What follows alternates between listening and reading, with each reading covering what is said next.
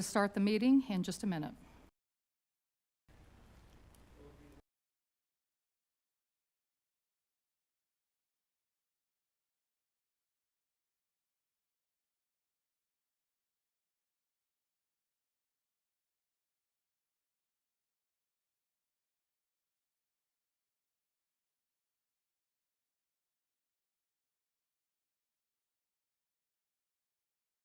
The council to order. Please rise for the invocation and pledge of allegiance.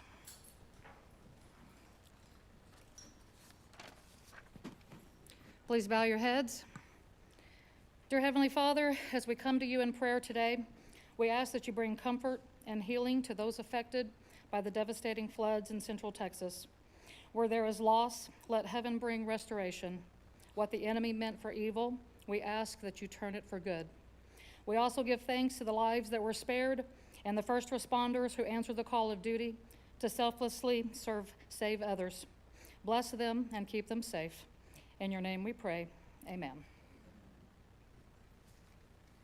I pledge allegiance to the flag of the United States of America and to the republic for which it stands, one nation, under God, indivisible, with liberty and justice for all. And now the Texas flag. Honor the Texas flag.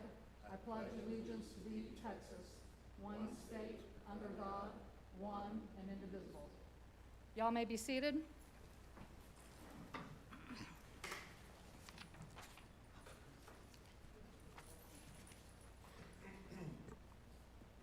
All right, this is a council meeting scheduled for July 8, 2025. We have a quorum of members present. Item number 2, mayor announcements. I just have a couple. On June 27, 2025, I issued a proclamation in honor of Shannon Capers. Shannon had a profound influence on this town. She supported a local business for 8 years and then attended meetings in 2017 to save that same business from closure. Sadly, she was diagnosed a year ago with brain cancer. I presented this proclamation at the Texas Community Hospice House in Burleson to her friends and family. She leaves behind a husband and 3 sons, aged 24, 19, and 7, as well as her 2 parents and a number of other friends and family. I would also like to state on behalf of myself, and I think I speak for council and staff, that we are saddened by the loss of life from the flood that took place in Central Texas. When a tragedy happens of this magnitude, it causes us to reflect on what's really important in life. We should all continue to pray for those affected and our first responders who so courageously assisted in the rescue and recovery operation. I would like to add a note of caution to our citizens and anyone that feels the need to donate to please vet the organization or the individual carefully. There will be a lot of people out there asking for donations that may not be legitimate. So just be on the lookout for those and just be very careful. My council decided tonight to play musical chairs on me. So Mr. Smith sat in my pro tem's chair and refused to move when I kindly asked him to. So council, are you all happy with this new seating arrangement that we've arranged? Because I don't want this to be a weekly rendition. Are we all good? All right, then this will be our new seating arrangement from here on. I feel that we should sit in wards and places with the mayor in the center. That would be ideal, 1, 2, 3. but that's not to where I want to sit. Well, And since I'm a member of council and I should get to choose my chair as well, I'm going to choose to sit here. maybe we should take it to a vote. This is not a time to take this for a vote. This is not an agenda item or up for discussion on tonight's Well, meeting. Let's add it to the next agenda then. You can discuss that under agenda item at the end of the meeting. Okay, moving on, public comments, agenda item number 3. I have 2 yellow comment cards. Paul Knott, if you'll step to the podium, state your name and address. Name and address. My name is Paul Knott, and I'm a 38-year resident of Keene, the last 26 at 107 North Old Mansfield Road. We had a good parade on July 4, and I want to share with you a document that you have, this goldenrod color, that indicates everyone involved who was behind the scenes. There's about 55 unduplicated names on there, and if you were a spectator along Old Betsy Road, you really, you didn't see the radio people, you didn't see the starters, you didn't see the registration people, you didn't see the judges. And all those people fit together and made it a good day. So I just want you to be aware of them. And You'll see him again Christmas time, okay? All right. Thank you, Mr. All right, Knott. very good.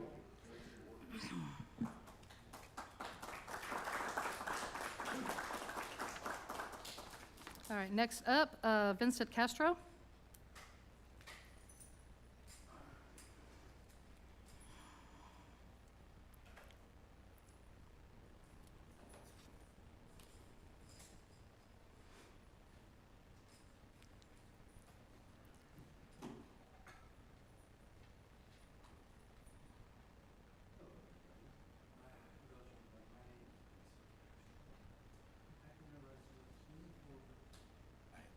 Oh, okay, now you can hear me.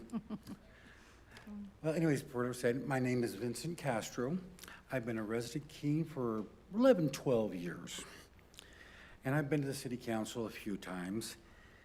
But the reason why I came here today,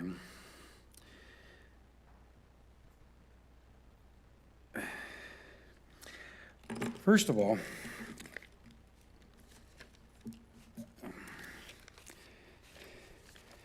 get this correct. I'm going to hand this to our city secretary to pass out to all you guys.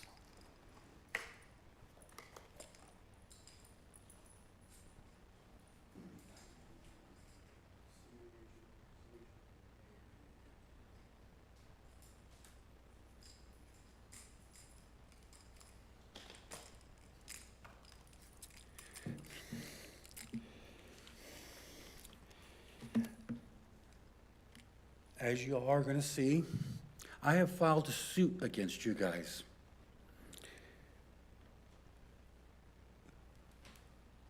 This, right now, is not the place or the time to litigate these matters. That'll be taken care of in the Justice of Peace Court in Cleburne. However, I will let you guys know that this did not have to come to this. Your city employees have no honor or integrity. But then again, the city employees' attitude only reflects their leadership. And their leadership in this case is their city manager, who's an idiot. I have tried to work with you guys, and twice the city has gone back on the agreement. So this will be settled in court.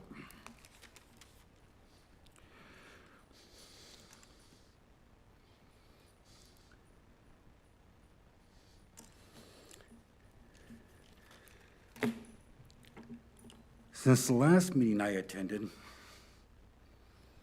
all you guys have been doing that I've been hearing and seeing is this petty-ass bickering. We didn't elect you guys to bicker among yourselves pettily. And to show that was what Mr. Smith did this today with the moving of all the chairs. That is BS. The seating arrangements have been that way since I can remember coming here over 11 years. Then all of a sudden, one day he wants to change it? That is BS in a half a heartbeat. We didn't elect you guys for that stuff. We elected you guys to solve the city's problems. And the city has problems. And you all are supposed to work together to solve those problems. Calling people out for bullshit on the internet, especially when it's a city website, is also BS. That kind of petty stuff should be in the back room where you can talk to each other and settle those differences, not in front of the public. For anybody to do that. I guess you guys forgot who your bosses are. I'm one of your bosses. I'm a voter and I'm a citizen and I pay my taxes. All you city council members and the mayor answer to me and the rest of these citizens back here. The city manager answers to you guys. All of you guys, including the mayor. And then his employees answer to him. And the reflection from bottom up, which is why the city employees don't have integrity and honor, then none of you guys do. The other thing is, and I haven't talked about this on the internet, is the stalker you guys have. I was gonna come name the individual, but I'm not gonna name the individual. But if anybody wants to know who it is, all you gotta do is watch what happens when the end of this meeting comes on. The person will be out there videotaping with their phone. And a stalker is anybody who, for no reason at all, is videotaping, causing problems, having the police having to escort you guys to your cars. That, to me, is a stalker. It may not be the legal definition, but that's my definition. You guys don't need that headache. You already got enough headaches already. So maybe you guys ought to take heart of who you guys work for and start doing the right things instead of this BS about where to sit or who's saying what to the public. Give you an example of who's supposed to be saying what to take the recent disaster of the flooding. The mayor and the city council and the city manager were in the interview, in the press conference. Guess who all spoke first? The mayor. Guess who spoke second? The city manager. What is the hierarchy in a city? Maybe you guys need to remember that stuff and remember who pays your bills. I'm done. Thank you, Mr. Castro. All right, that's all the yellow cards that I have for tonight's meeting. Agenda item number 4, reports, city manager comments. Mr. Seitz, and if you'll please speak into the microphone so that I can hear you from over here. Good evening, council, mayor, citizens.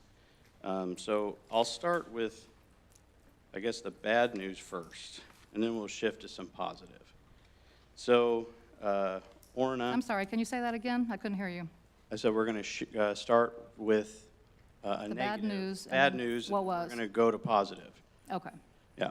So Orna, unfortunately, is no longer here, and which leaves a huge void on our team. I think we can all see the good that she did in putting the focus on the good things that happen in this town and the community.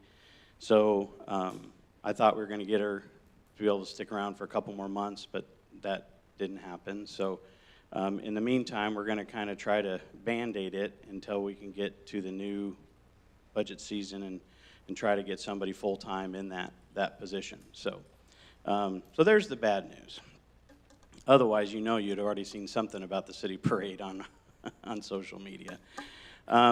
So the good news, I wanted to give a shout out to our Public Works. They actually got best overall with the pothole truck that keeps our roads going. And so a big thank you to them. Again, you will...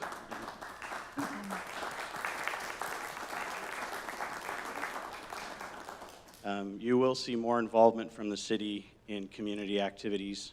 So we can't wait to see what we do at the Christmas parade. Quick updates, marquee sign is in the works, so I can't say exactly when that'll be fixed, but parts and equipment is ordered.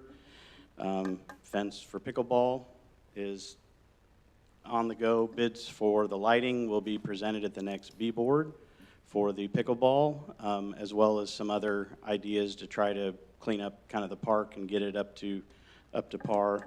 And then the other fun one is new building permits since January. We're about to have all 4 developments online, and we had 73 permits since January 1st, and 39 are at the Canyons, 30 were at Ashton, and like I said, that number is about to uptick quickly. So we'll also be looking to see how can we make sure we keep up with the need in our development area. So, but we start the workshops on Thursday, and I think I hope you guys will like the route that we're going. We're really analyzing. We're not just trying to present a balanced budget. We're actually trying to look at what the numbers are and what those numbers are telling us. And so, it's revealed a lot about our demographics, kind of our community as a whole, and so we'll be bringing that picture to you. And so looking forward to seeing you all again in 2 evenings. All right, does anybody have any questions for Mr. Seitz? Yes, Mr. Easley? Jonathan, do we have any plans to add any staffing to the building department, plan to review those? Yeah, I mean, we have, that is in part, we are looking to add an individual, but then also we're looking at technology. A lot of cities have software to automate that so that, you know, the problem is right now, if you bring something in and it's missing something, it can sit on a stack for several days, and then by the time we get to it, we got to kick it back because it's missing things, whereas with the automation, you can't submit anything unless everything's there. The problem is that it doesn't look like that software will communicate with our system. So we're looking at the pros and the cons, and, you know, obviously we always want we want to make a better customer experience. That's always the goal. So even if it adds a couple more processes on the back end, I would much rather have that be a good customer experience versus just making it easy on us. So we're looking at all those things right now. Very good. Keep us updated. Any other questions for Mr. Sides? All right, thank you, Mr. Sides. Agenda item number 5, public hearing items. We do not have a public hearing tonight. Agenda item number 6, consent agenda. Council, do you have anything that you would like to remove from consent agenda for further discussion? Okay. Mayor, I'd like to remove item D, Item B, D as in D. dog. okay. Anything else that we'd like to remove, council? All right, I need a motion to approve the consent agenda except for item D. Motion to approve the consent agenda with the exception of item D. Do I have a second? Second.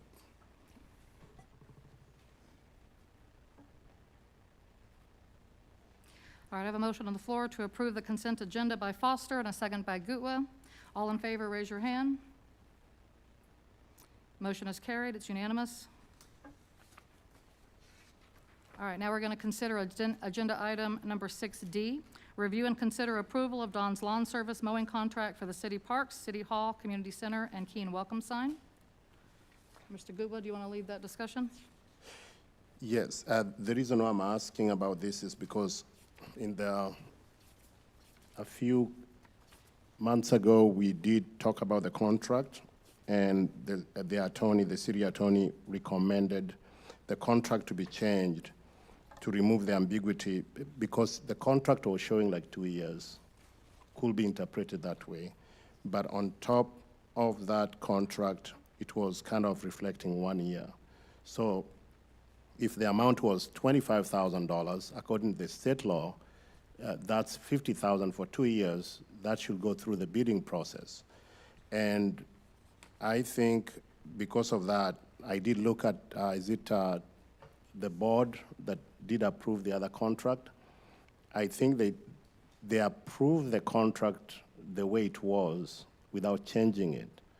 So my question is, as we're going to try to look at this contract, I might ask the attorney, what are we supposed to request that the boards to fix it so that they can approve it before sending it to us to be able to approve it? Or should we approve the one we have that has no verbiage and give direction to staff? It's kind of confusing. No, it's not necessary to take it back to the board, but I'm a little confused too because the contracts in the packet reflect a one-year term.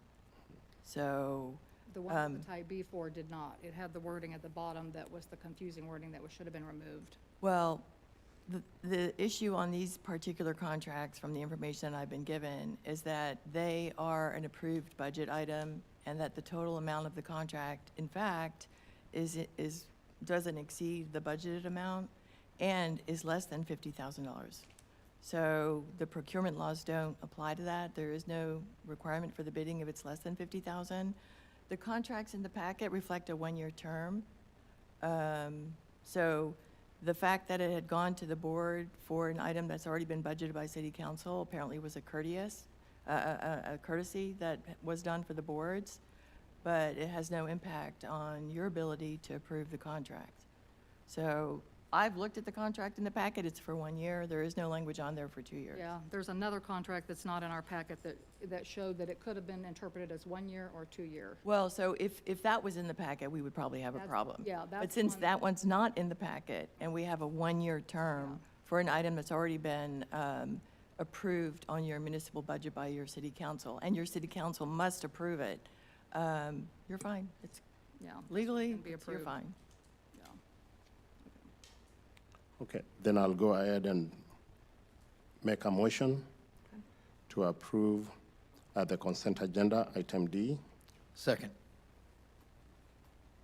We have a motion on the floor to approve consent agenda item number 6D, review and consider approval of Don's Lawn Service mowing contract for the City Park, City Hall, Community Center, and Keene welcome sign by Gutwa, and a second by Smith.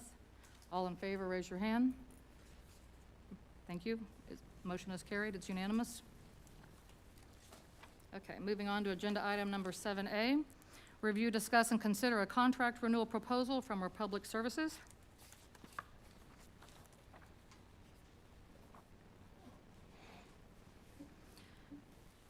All right, so council, the Republic Services contract is up for renewal. They had a 5-year contract with us previously. They're asking for at minimum a renewal of a 5-year contract. We have the director, what is your title? I'm just your trash Robin, girl here yeah, to okay, serve. is here, and she's going to give you actually 2 options that you can do, either a 5-year renewal or an 8-year renewal, and she's going to tell us the differences in that. There will be a slight increase in our rate, and they are going to be impacting our services a little bit and increasing our bulk pickup. So I'll let Robin explain it to you. You want to have the floor? Absolutely. All right. Good evening, Mayor, Council. Thank you for having me. This time of year, we typically are before you a little bit earlier, talking about our annual price increase, but with the contract expiration, we are here talking about the renewal. So I have a quick slideshow just to kind of review what we're doing now and then the proposed changes. So we have been part of the community for 22 years.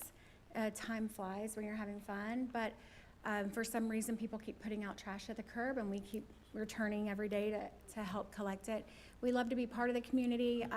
We didn't make the parade this past week. We were picking up trash that day, but Christmas parade and other items, we have enjoyed being part of the community. I did not think about where the TV was on presenting. So we began our partnership in 2023. Your current contract, it's a bit different. It expired in May.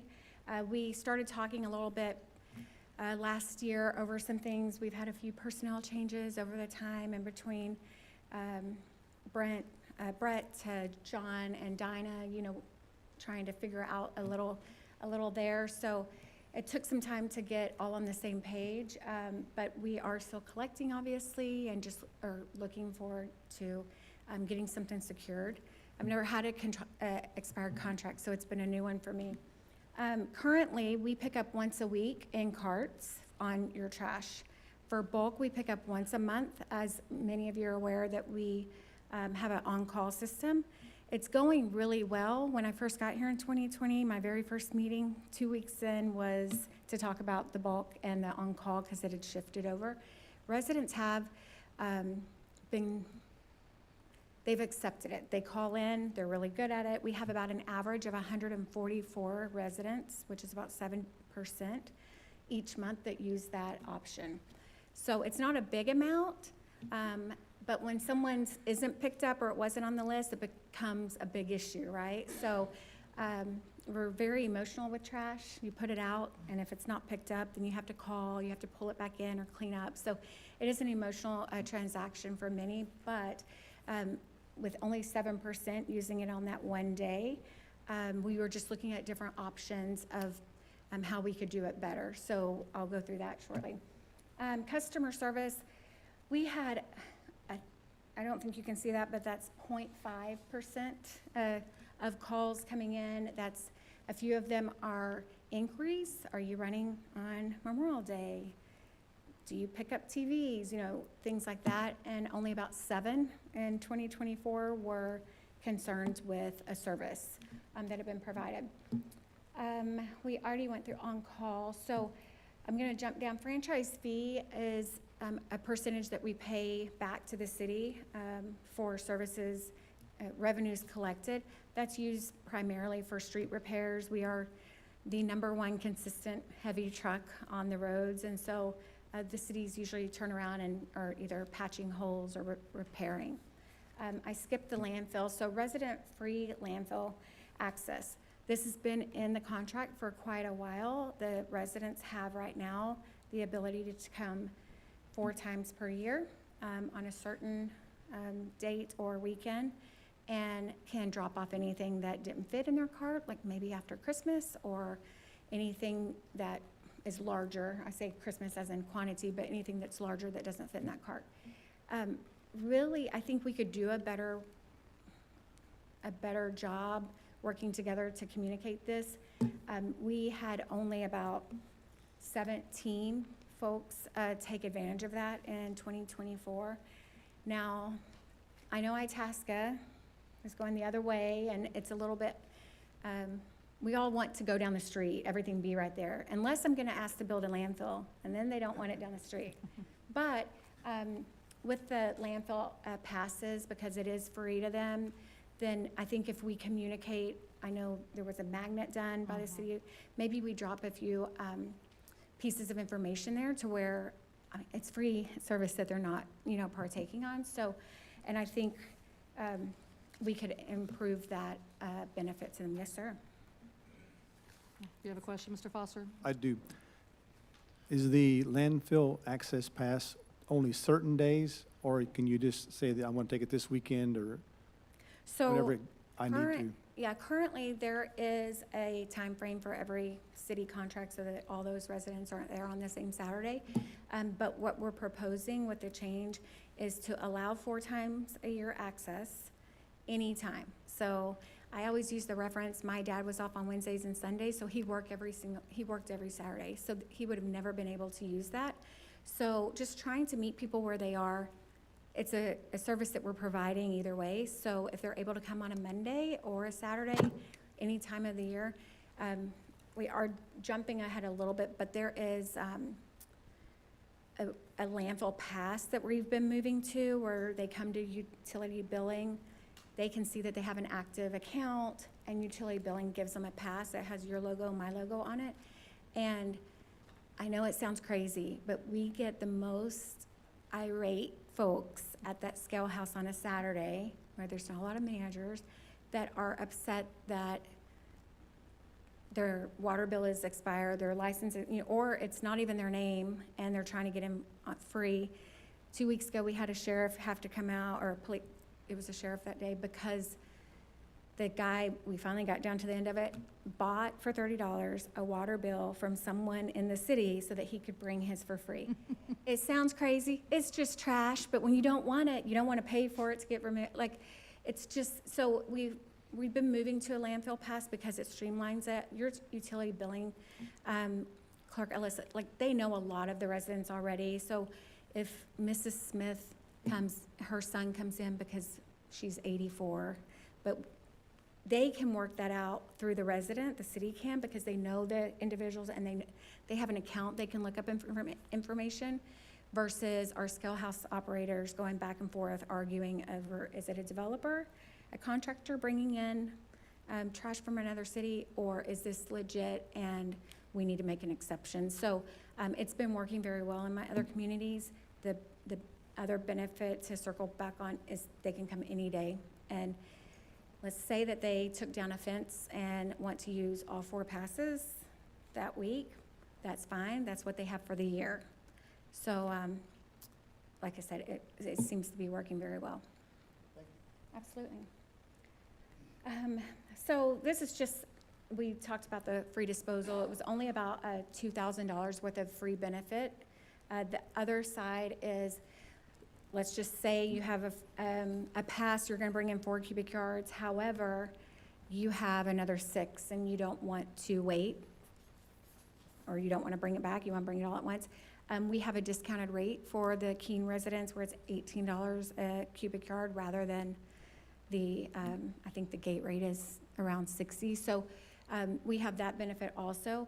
We didn't have a whole lot of extra yards last year. I think part of it is just the education piece and letting folks know that they can bring it. But on the bottom there is just a list of our local landfills. We have about 221 years from these landfills. I didn't put in our Ennis or a few others, but these are prominent that are close to here. So there's not a worry on our side at this time that we are running out of landfill space, at least anytime while you guys and I'm here.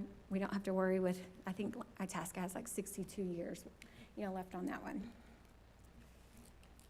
So I just wanted to look a little forward, before I go forward, go back. So this is just since 2020.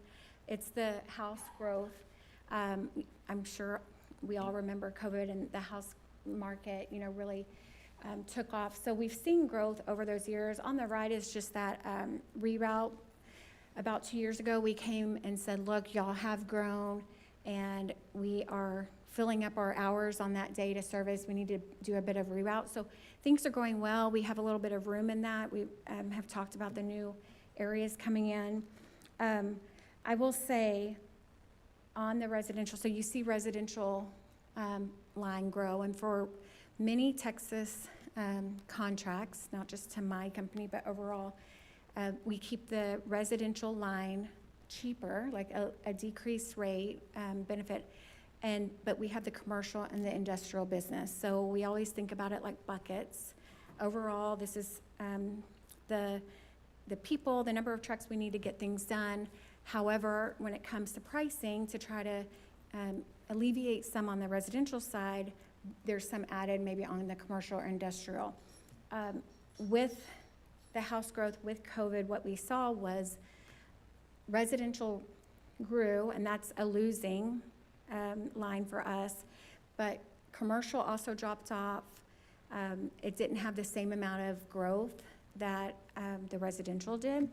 And so since 2020, all of my contracts that were signed, like 2019 for effective 2020 was, there's a bit of a reset. So the consumer price index didn't quite keep up with the pay raises that had to be done so that people weren't going to Amazon and all of those things, and cost of steel and plastic. However, the residential that was growing and getting bigger while we did reroutes and such we're losing more on that line. So it's just a bit of a reset, which is what the mayor referenced at the beginning, is it's a little bit more of an increase amount this year than the years over, being $1.50, but we're not asking to go back and get whole on the past years, just as of today, to provide the same level of customer service and that excellent consistency is that reset. So this is, I should have fast forwarded here. This is the graph that talks about that. So on the, I'm blind, price increase. Okay, so the blue on the left, price increase is what we receive versus actual cost. So the .gov is the blue that was not quite keeping up with our costs versus the red. And I won't labor you on this since I just went over it, but if you have questions, just let me know. So going forward, we have had quite a bit of technology features added, not just behind the desk with personnel, but also on the vehicles. I want to know where my Amazon package is 12 steps away, and so I always tease that we're a logistics company. Can we find out where they are? So this is a commercial truck that picks up at 7-Eleven or something like that. And AI has moved into our trash trucks. And so you'll see the picture right on top of the truck is the inside. So when he dumps, that's the camera seeing the waste go down. And on a recycle truck, if it's contaminated, because he can see black bags, I say he, AI picks it all up, then he marks it with his latitude. Longitude marks it automatically, and that communication gets sent out to that commercial stop. The other benefit is there's a GPS option now. We've had it internally, but now it's customer facing. So a commercial business, they pay Republic directly. They can create a login, they can pay their bill, they can request extra service. They can also see, the great thing on my side is he's usually here, because this is our number one, our worry call. He's usually here by 10 a.m. and it's 2. and they call and customer service says, what we say to everyone is, you have a collection day, not a collection time. It's 2 o'clock, he has until, depending on the city, 6 or 7, and they're like, I know this. Well, now they can log in and they can see where he is. There's a percent of, it depends on the line of business. So roll-off, it will tell you you have 2 customers in front of you, or front load will tell you 20% of that route has been done, but you have so many ahead of you. Residential side, we're all ecstatic about the residential side because it's the last leg. If you can imagine, roll-off has about 10 or 11 customers a day.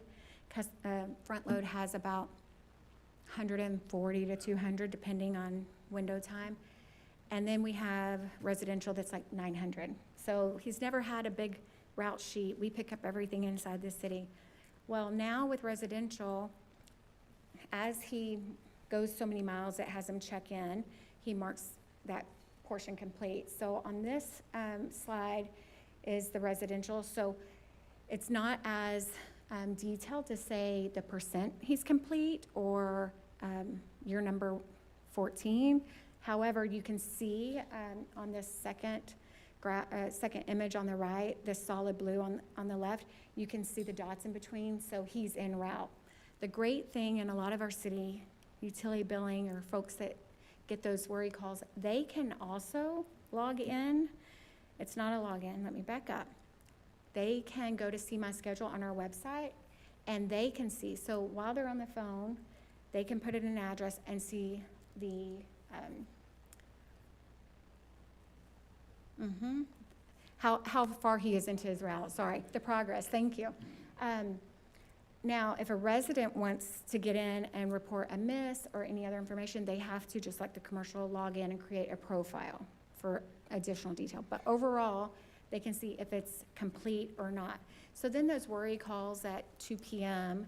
become, he's still out there and working, give him a little bit more time, or it becomes, this route is complete. So let me put in a call, let me reach out to Republic. So it's been very beneficial.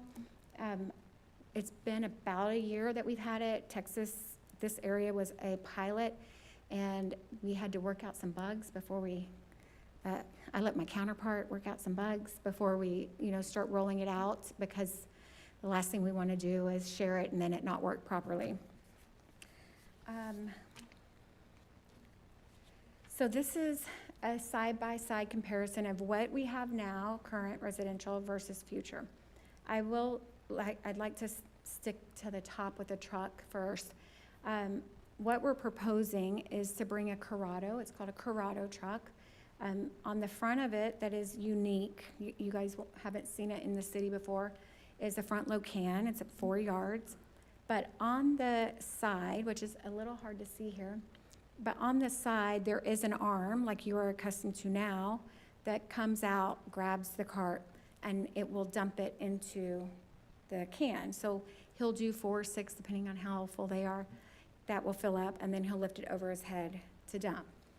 The benefit here and the big change for this type of vehicle, because you're already accustomed, everyone's accustomed to those carts and how much you can put in them, et cetera. The benefit here is, instead of waiting 4 weeks for a bulk pickup, we're proposing to do 1 cubic yard every week rather than 3 for the month. So they gain a yard because we're doing it every week. Remember, there's about 145 people using this, so now it'll be sprinkled throughout the month as he's there. But there's not a ton of time where, I have a couch and a washer and Amazon, and usually with bulk what we see is something happened. They got a new washer and dryer and the boxes don't fit, or they got a new washer and they put the washer out for us. It's not a reoccurring, really big, bulky item. The benefit here is your Amazon boxes and many different shipping boxes. You're able to put those out. You don't have to hold them, break them down, or, you can break them down, but you don't have to hold them and do all that at one time. So it doesn't have to sit in a garage, a backyard, or a on the grass for that next month. So your regular weekly trash will remain the same, once a week, polycart contents. The bulk would move to 1 cubic yard. And then just at the bottom there, again, on the annual landfill, up to 4 cubic yards. Right now, you had 4 cubic yards, but just on that first quarter date, like the first weekend of every quarter. So now they'll be able to use it at their leisure. Are there any questions on that? Absolutely. So the last page here are contract options. The first time I sat down with city manager, you know, it's a lot of information all at once, and he's got tons going on, and I gave him pricing, and he said, I really appreciate all this information. Can we do something to soften that soften that initial increase? So I went back to my team, and we looked through a few different options, and one of them is a 5-year, which is pretty typical. In our industry, I see 5 and 10-year usually, because it kind of goes with that truck life. And so we have a 5-year. Now, currently, we have a truck here, and so the model worked best on pricing for 8 years versus 10, because that truck's going to expire before a 10 years. So that 8-year option is there. This has a $1.50 increase for the 5-year initial, and then the 8-year is the $1.25, which you know, gives a little help there. So all three, or both of those options, will move to a water sewer trash index, like you guys are used to seeing me approach you for on year 3. And then that's really it. There's no, I'm trying to think if there's any other changes, but that's it. So it's really up to you if you would like to entertain a 5 versus an 8-year. Yes, sir. Robin, if you'll explain to council what happens to the rate after, I think, what, year 2027? You said what that WST, explain to them what that is. Oh, so water sewer trash is an index. It's a .gov, it's Consumer Price Index published by the government. And it pulls in, it does a look back for the 12 months prior, and it pulls in basically your cost of living, right? How much it's costing month over month or year over year. We do an average of 12 months and do that look back. The difference here, the water sewer trash is an indice within the .gov, or the CPI, consumer price, sorry. That consumer price has shirts and cookies, and it does have fuel, but it has a plethora of things that don't really impact our costs and to do business, versus the water sewer trash has metal and plastic and things that align with our company and our costs, our true costs. Okay. And we've been on that for 5 years. We might have been on it before, but I think it was 5 years. Yes, sir. Yeah, that was my question. Is it a 10% increase after year 3, or is it the WST increase? The WST. So we have a 10% increase initially to the commercial side, and then it moves to water sewer trash.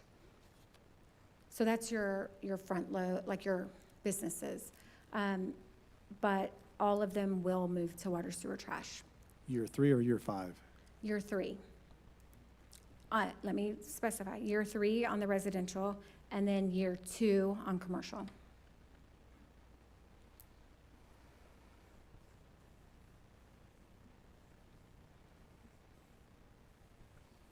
Do we know what that billing's gonna be, that number? We don't. I will say after COVID, it's always, when I come in and present it, it's not technically what's happening now, because sometimes fuel has, you know, gone the other way, and it's that 12-month look back, and so we're always trailing that increase.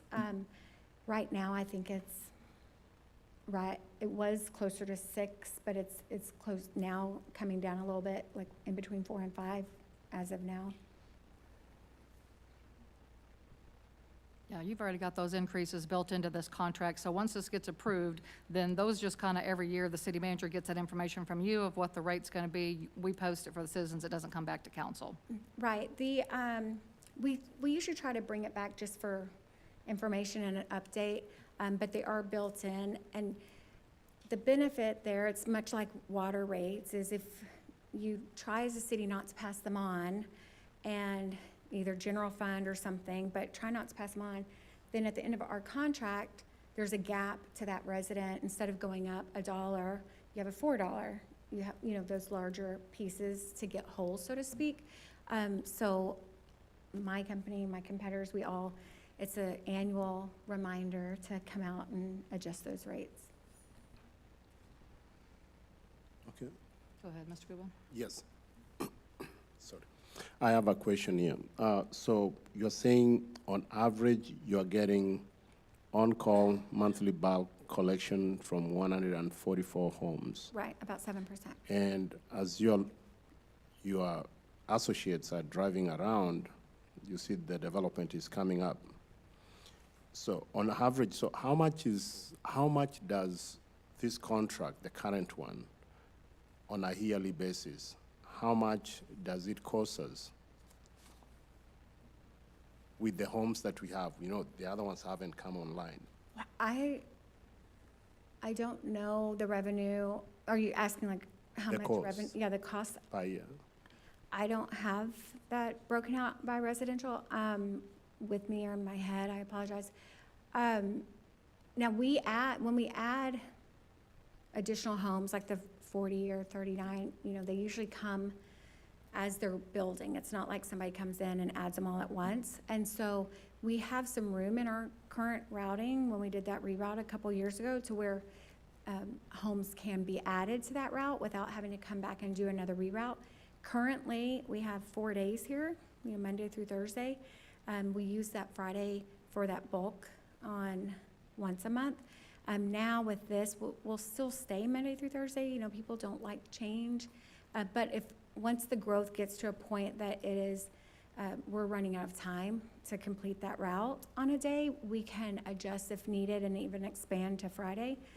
But that's not, we do it once every 10 or more years, typically.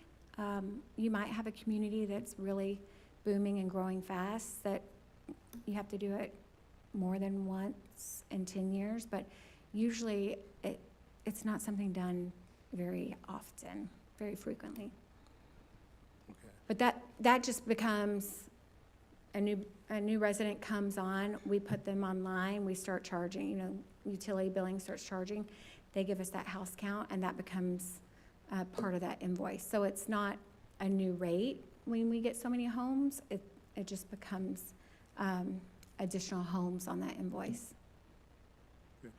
So the reason why I ask is, at a certain point, once all these homes comes online, the amount that we are paying towards this service is going to go up dramatically. And we might reach a point where maybe per year we are paying on average more than maybe 100,000 or 50,000 or 70,000, something like that. So, and then that now brings me to another question, another issue, because you have 5-year contract and 8-year contract. I know the first one we're going to save 25 cents, and the second one by June 2026, we are going to save, actually it's going to go up by 10 cents. And then 27 to 2033, we don't know. It might be any amount Variable, right? based on the cost of living. Right. And your expense overhead and everything that goes with it. So I will like to go with 8-year, but the problem is with these homes coming in, I know you have also other competitors. 8 years will be tying the council. 4 councils, we do election every 2 years. Right. So the turnover here is every 2 years. So I think that the 5-year, I'll recommend 5 years, and then you'll come back, and then we'll look at the homes once they come online, and then we'll say, okay, now this is what we are looking at. Either we'll still give you the project to continue without going through the bidding process. Right. So I understand just to make sure that we're on the same page, so when new homes come in, that resident is paying the city, and then that same money, part of it, is coming to Republic for the services. So your budget variable, 5 years or 8 years or next year, you're getting the income in from the resident, so it's not a variable on the city. The only variable in the city is the franchise fee expanding that you get from us. Is that clear? Yes, I understand. But if you are to go through bidding process, you have a competitor. For now, I don't think you have a competitor. You have been doing a very good job. Thank you. And we might find out they have some other kind of services that they're offering. Maybe they are leasing vehicles or they own their own, and other things that comes with, contract requirement. And that might not be able to tie us into, because if we cancel it on a fine print, I haven't looked at the fine print, we have to pay a certain cancellation fee or something like that. It's because you have to pick up all your containers, the new one has to bring in their own. It's kind of a lot of movement going on around. So I will say, at any point, I have a community I'm doing a 13-year contract with right now. If there is a desire to change, let's just say we want to add recycle in the middle of a contract, we can amend and adjust depending on the needs, because things change. We've been here 22 years. While it hasn't, I couldn't find in the file before me that it actually went out to bid, but there were comparisons done in the area to provide to staff, rather than the expense of going out, to show what it is next door, cities of your size in Texas, with something comparable. In the past year, the pricing is much different, I will say, in the past year or 2 years. Bids that we've come up on ahead, and also a few not, have moved more than $2 a home, if not $4, when they go out to bid. So it's not just a Republic cost that's increasing. I don't think I can get any service today that I could get at the same price, in 2020 or even last year. So there's always that chance, but the contract, if it was for 8 years, you're right, it wouldn't come up for renewal or adjustment until the end of that. And it's just your selection. If you feel good about the 5 versus the 8, and that's when we were talking before, just to provide 2 options for you to consider. All right, Council, what do you think about the terms as far as 5-year or 8-year? Mayor, I have a question. Go ahead. I wanted to clarify with you, and I know you talked pretty fast, and that's cool. I appreciate you doing that. I wanted to make sure that I understood correctly, and I have a few questions. So I wanted to ask, is the bulk pickup going to be on the same day as our regular pickup? It is. Okay. And then 2, I was going to touch on the recycling program. Okay. Our town is growing. We have citizens that do like to recycle, and it would be a great way for the city to opt into things like that for our future growth, as, hey, we recycle here and it looks good for our city. I would entertain something, in the next year or so. I see we have a contract here, but I would like you to talk to the city manager and work that up. Does that cost us extra money in the long run, or is that a cost savings because you're able to take those exact recyclables and use that and return that for money, and you guys are actually profiting off of the recycling? And I'm not saying it's a lot of money, but what's the turn on or drawbacks from that vantage point? So recycling has changed quite a bit over the past 7 years because China soared. If you've heard of that, China closed their doors, decided they were not going to accept any more recycle product from America. There was all of America, was sending it across seas. And at the same time as you're sending it, it's coming back, that same barge or containers are coming back with the tchotchkes that we all buy for a lower price from China, right? And so it changed the whole dynamics of recycling. In the past, recycling was like $1 a home because it's the same resource, a truck. Pay is the same. The only difference is the rebate on the commodities, and it changes, back and forth. Since China sorted, it really flipped the market, and there wasn't a whole lot because they had to build some recycle plants here, not recycle plants, but facilities to actually process it, clean it and such that were being shipped out. But we have seen it, kind of over the past maybe 4 years kind of come back a little bit more in line. So if you think about that truck, that driver, those are consistent. Landfill, for me, I can dispose of a ton of trash down the street for about 30 to 35 bucks, depending on where. The recycle center, we have one in Fort Worth, is about $135 a ton to process it. Now, we process it, we send it over, we sell those commodities, so there is a piece there, but it's nothing like what it, before it was paying, those commodity returns were paying for a lot of your labor.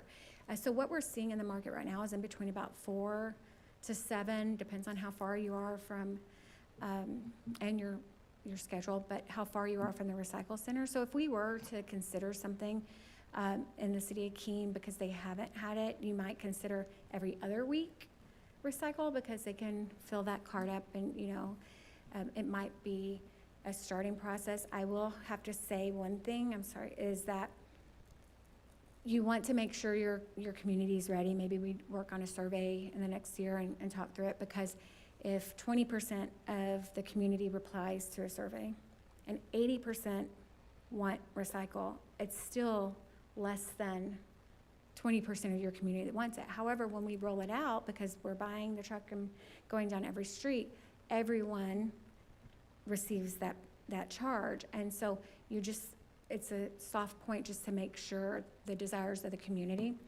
There is one other option. I'm working with a city now who's kind of going through the same, wanting sustainability and to be green and offer options to residents, is a large, the construction dumpsters are 30 yards. We used to see them at Walmart parking lot back in the day. It's got a metal top and a slide door for cardboard and a slide. So looking at something like that, maybe behind a gate at Public Works, because those folks that want to recycle are probably storing it in their trunk now and taking it somewhere. And so if they want to recycle, they can. And then once it gets full, it could be once a month, it can be once every 3 months, or as the program grows, then we can, haul it off and get that. And you'll be able to show diversion and what good the city is doing. So you've got that $4 to $7-ish at the curb versus what I'm doing there is 42 cents if we were to, per customer, if we were to haul that container off once a month.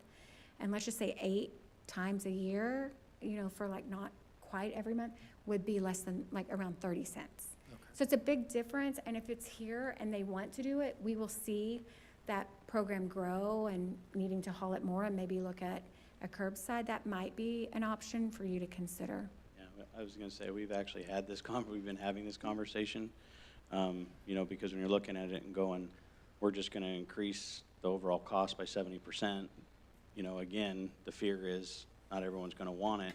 But I did love the idea of getting with Public Works and seeing about putting a dump location, so those that do, so we can really gauge, what level of interest is there in the city while, providing that service. Right.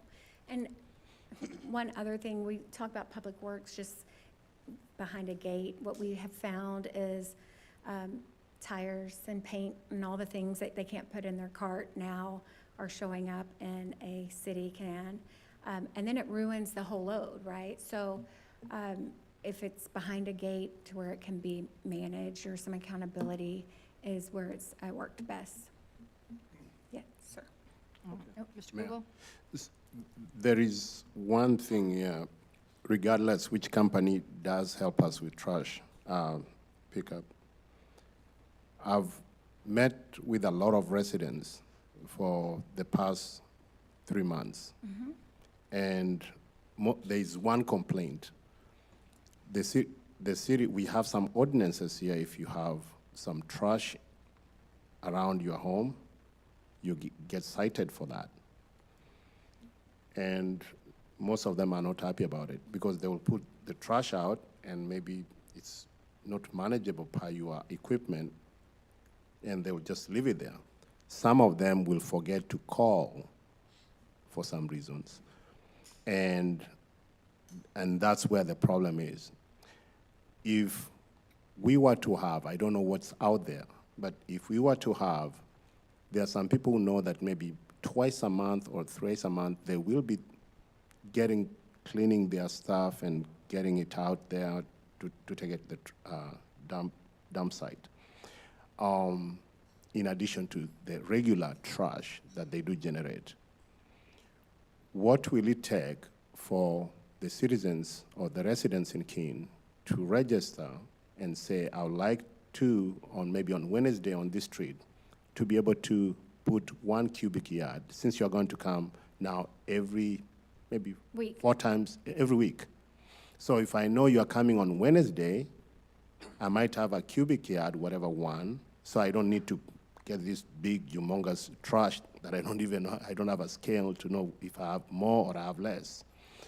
So what will it take for your company to be able to have that option for those people who can say, I would like to clean my yard and all that stuff to make sure maybe twice or thrice a month, but at least on Wednesdays, there will be something there for your company to pick up.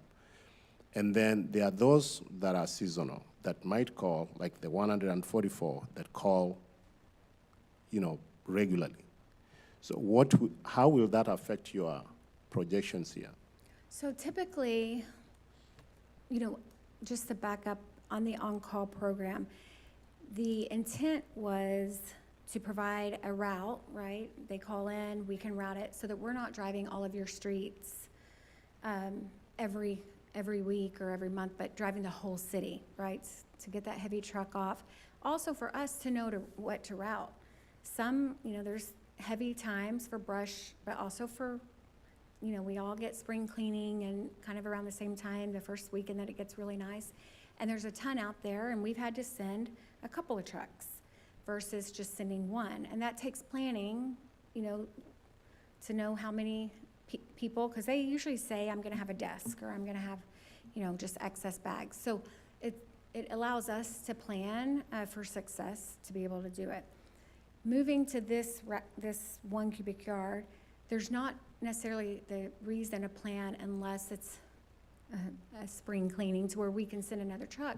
However, we have found very beneficial, especially as Jonathan and I have gone back and forth so many times, is we have that tonnage and we have the stats of are we using it, do we need to continue it, and how much are we actually throwing away on that bulk because they're calling in. So it has been nice. We did talk about, is there an option to take off the on-call?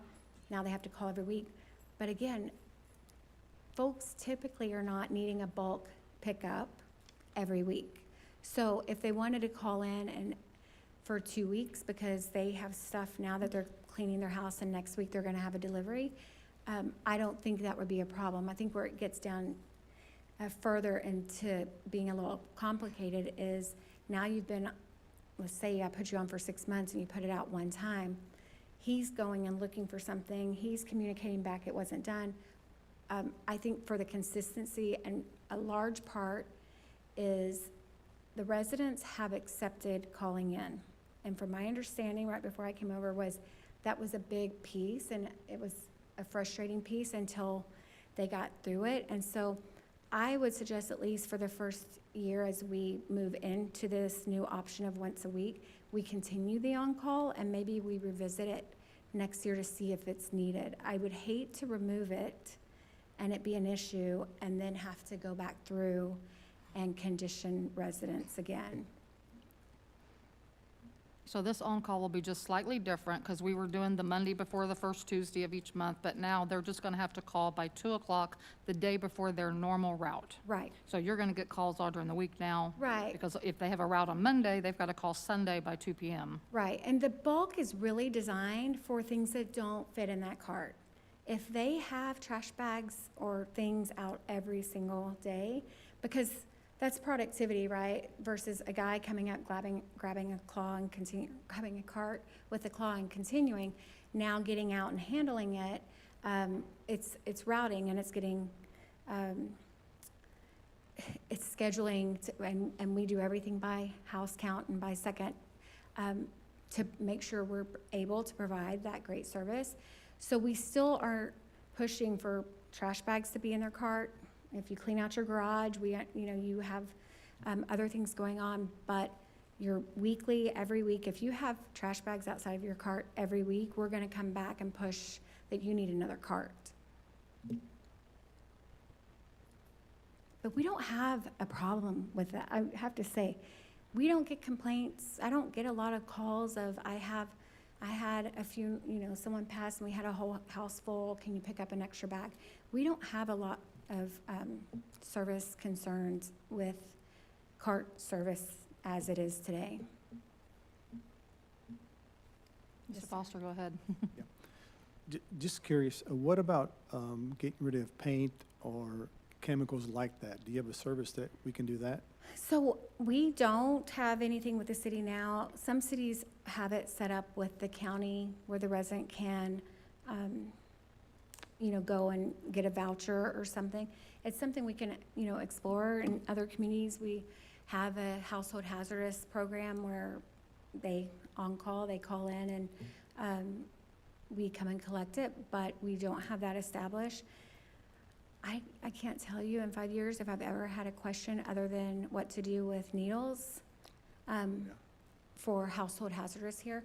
Typically, it's a pool, someone with chemicals from a pool. And paint, the main thing with paint is leave the top off, let it dry. If it's wet in that can, let your kids paint some cardboard or something. But, if it's dry, they can put it in their cart. If the lid's on it and the guy can't get it off to see if it's dry, then he's gonna, leave it with a tag behind.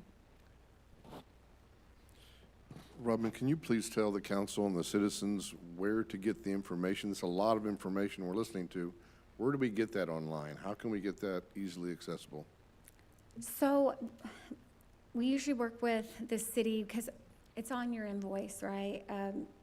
This service. So many times they know to call us or Republic, but they look on their water bill and they still call the city. So we work on many different platforms. We did a mail out for the reroute a couple years ago on our side.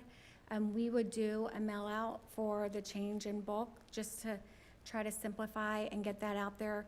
Also work on some social media pieces to provide the city, because ours is Republic countrywide, but so that the city can post on your site for information. There's also a page like Keene Trash where there's points there. So we try to attack it from everywhere. There's not one person these days that's like, I only do email or I only do my water, so we try to attack every avenue when there's a change, and we would do that here too. So I'd like, in looking at these numbers here, it looks like the most efficient way to do this is with the 8-year contract, because that's the lowest hit on the consumer right off the bat, and our jumping off price for the WST saves a little bit of money. So I'd like to move that we enter a contract renewal proposal with Republic Services for 8 years. I'll second that. Is that a motion, Mr. Foster?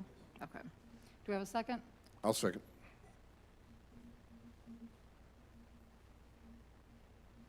All right, we have a motion on the floor to approve a contract renewal for 8 years for Republic Services from Foster, and a second by Chapman. Any further discussion on this motion? All in favor, raise your hand.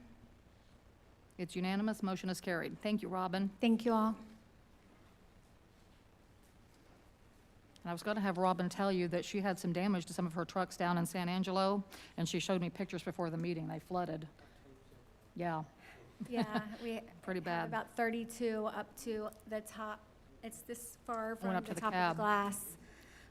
That was San Angelo, so, yeah, I didn't realize that you did, but we were able, that's the great thing about working with one of the big companies is that we're able during disasters such as that to bring in help and send it, because we have the people. Everyone was safe, but they brought in towed, I found out yesterday morning, towed 32 in, and we picked up every route, just like normal on Monday, so that's a good day for all of us. All right, thank you again, Robin. All right. All right, agenda item number 7B, review, discuss, and consider a proposed contract for election services with the Johnson County Elections Office for the November 4, 2025 City of Keene general election. Council, I'm bringing this to you as an option for election services. If you've been following the state legislature this session, there are a ton of new election laws that apply to us as well. And so I know y'all are wanting me to run the election, thinking it's going to be cost saving, but I'm not really sure about that. Because we are no longer allowed to consolidate our precincts into one polling location. So if we ran the election ourselves, we would still have to provide ballots and everything, resources, people to administer the election there at all four precinct locations.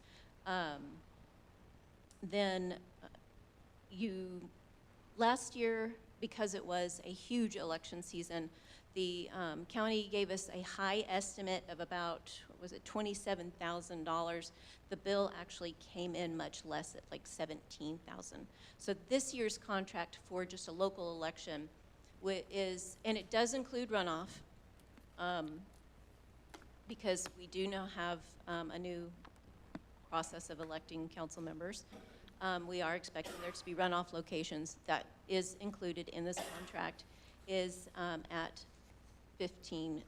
So that, again, that's a high estimate, and a lot of the liability, hiring of the poll workers, is all going to be on the county, elections office, who this is their job. That's what they do, is run these elections. Then we would still be in charge, or I would, as your city secretary, in charge of publishing notices, proofing, and getting the ballots to the election office, just like we did this last November. So it is an option there out there for you. Otherwise, the full extent of the election is on the city and my office. Do we need to approve the contract, Judy, with the amount, or just approve the contract? Okay, as presented, okay, because it's got kind of a figure in it, but it's also, we're going to have additional costs if we have a runoff that we can't estimate yet.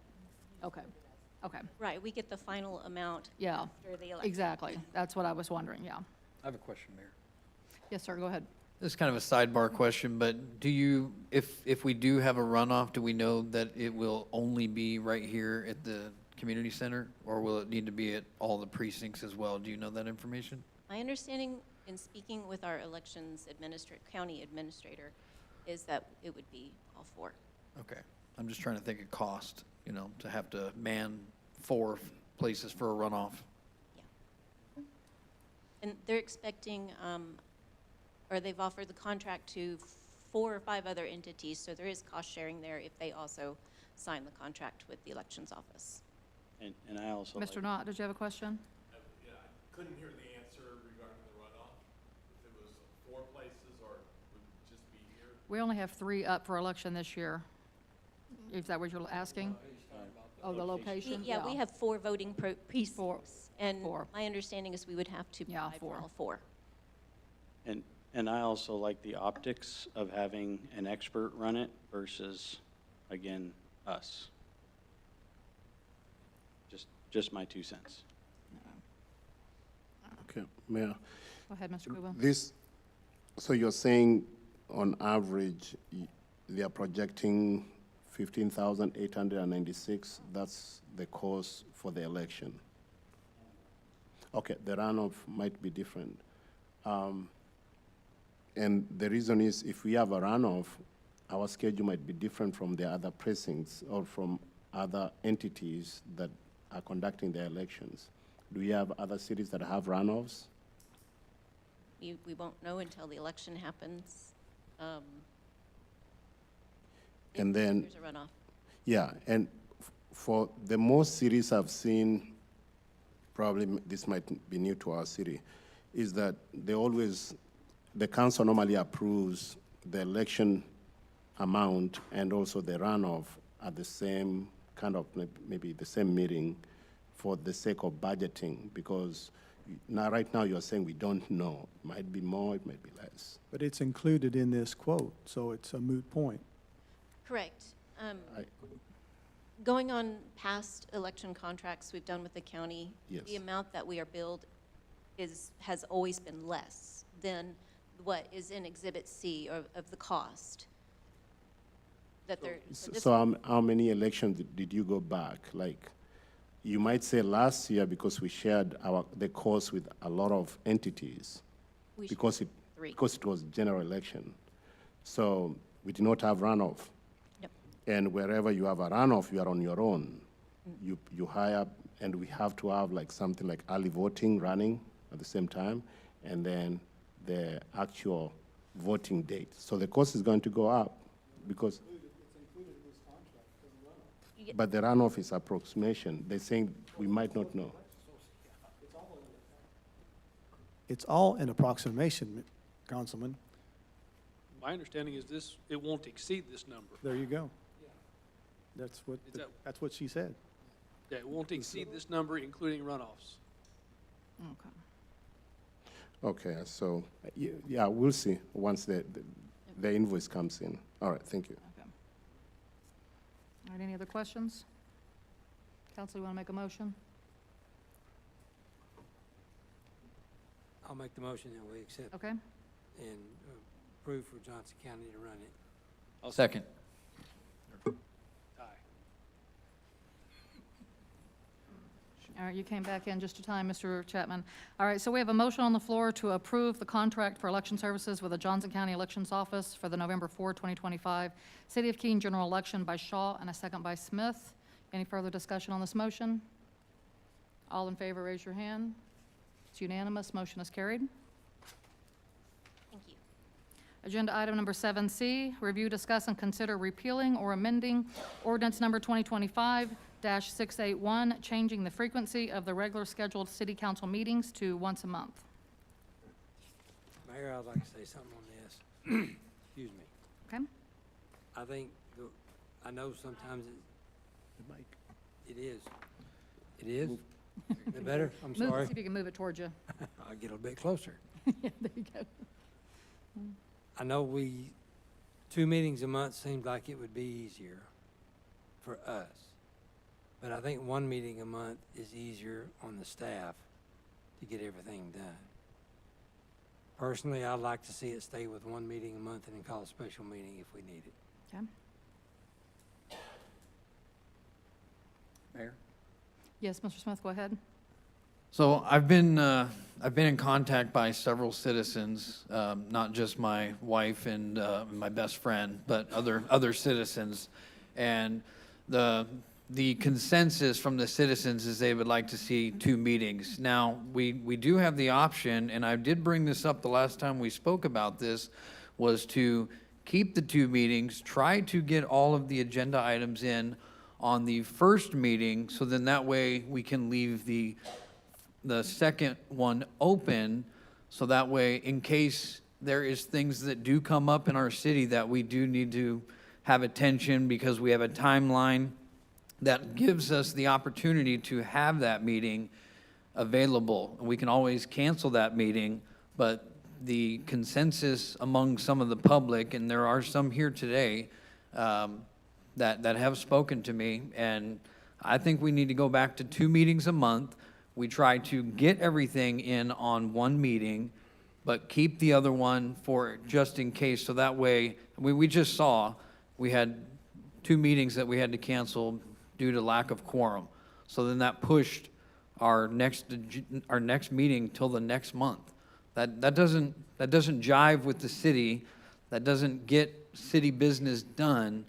And you elected us as officials to do so, And if we're not able to, then the public's gonna start seeing us in a different light.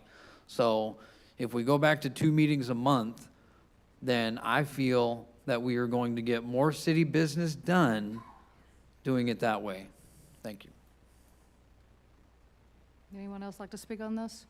Okay, Mayor, Go ahead. so I know most of our cities here, we like comparing ourselves with our other cities here. Most of them have 1 meeting a month, and they are doing very well. Actually, they are growing very fast. So saying we need to have 2 or 3, we have an option for special meeting. If you need, there's something pressing, the reason why we cancel actually those previous 2 months meeting is because there was a lack of a quorum, yes, but we were not able to get the schedule to line up with everybody's schedule to schedule a convenient date to have a meeting on those months. So everything got kicked down until the 3rd month. So I think the best way is we have a special meeting option. Having one meeting per month makes it easier for the staff. We have board type A, type B, and P&Z, and we have board of adjustment. You know, the city is growing. So I think for us to run efficient, having 1 meeting and the option of calling a special meeting makes more sense. Thank you. All right, Mr. Easley?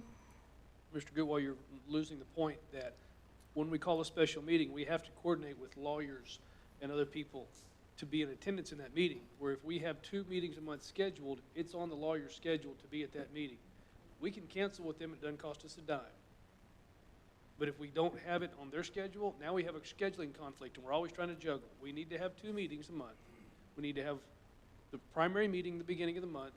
We need to have all the agenda items for that month in for that meeting, and if stuff has to bleed over to the second meeting, it can.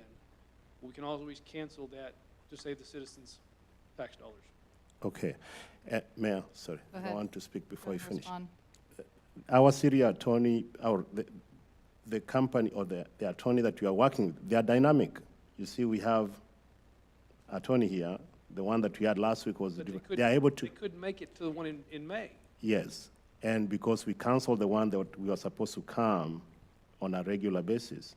So the problem is not the attorney, the problem is not having 2, the problem is some of us, you know, were not able to come to the meeting that they were supposed to come to.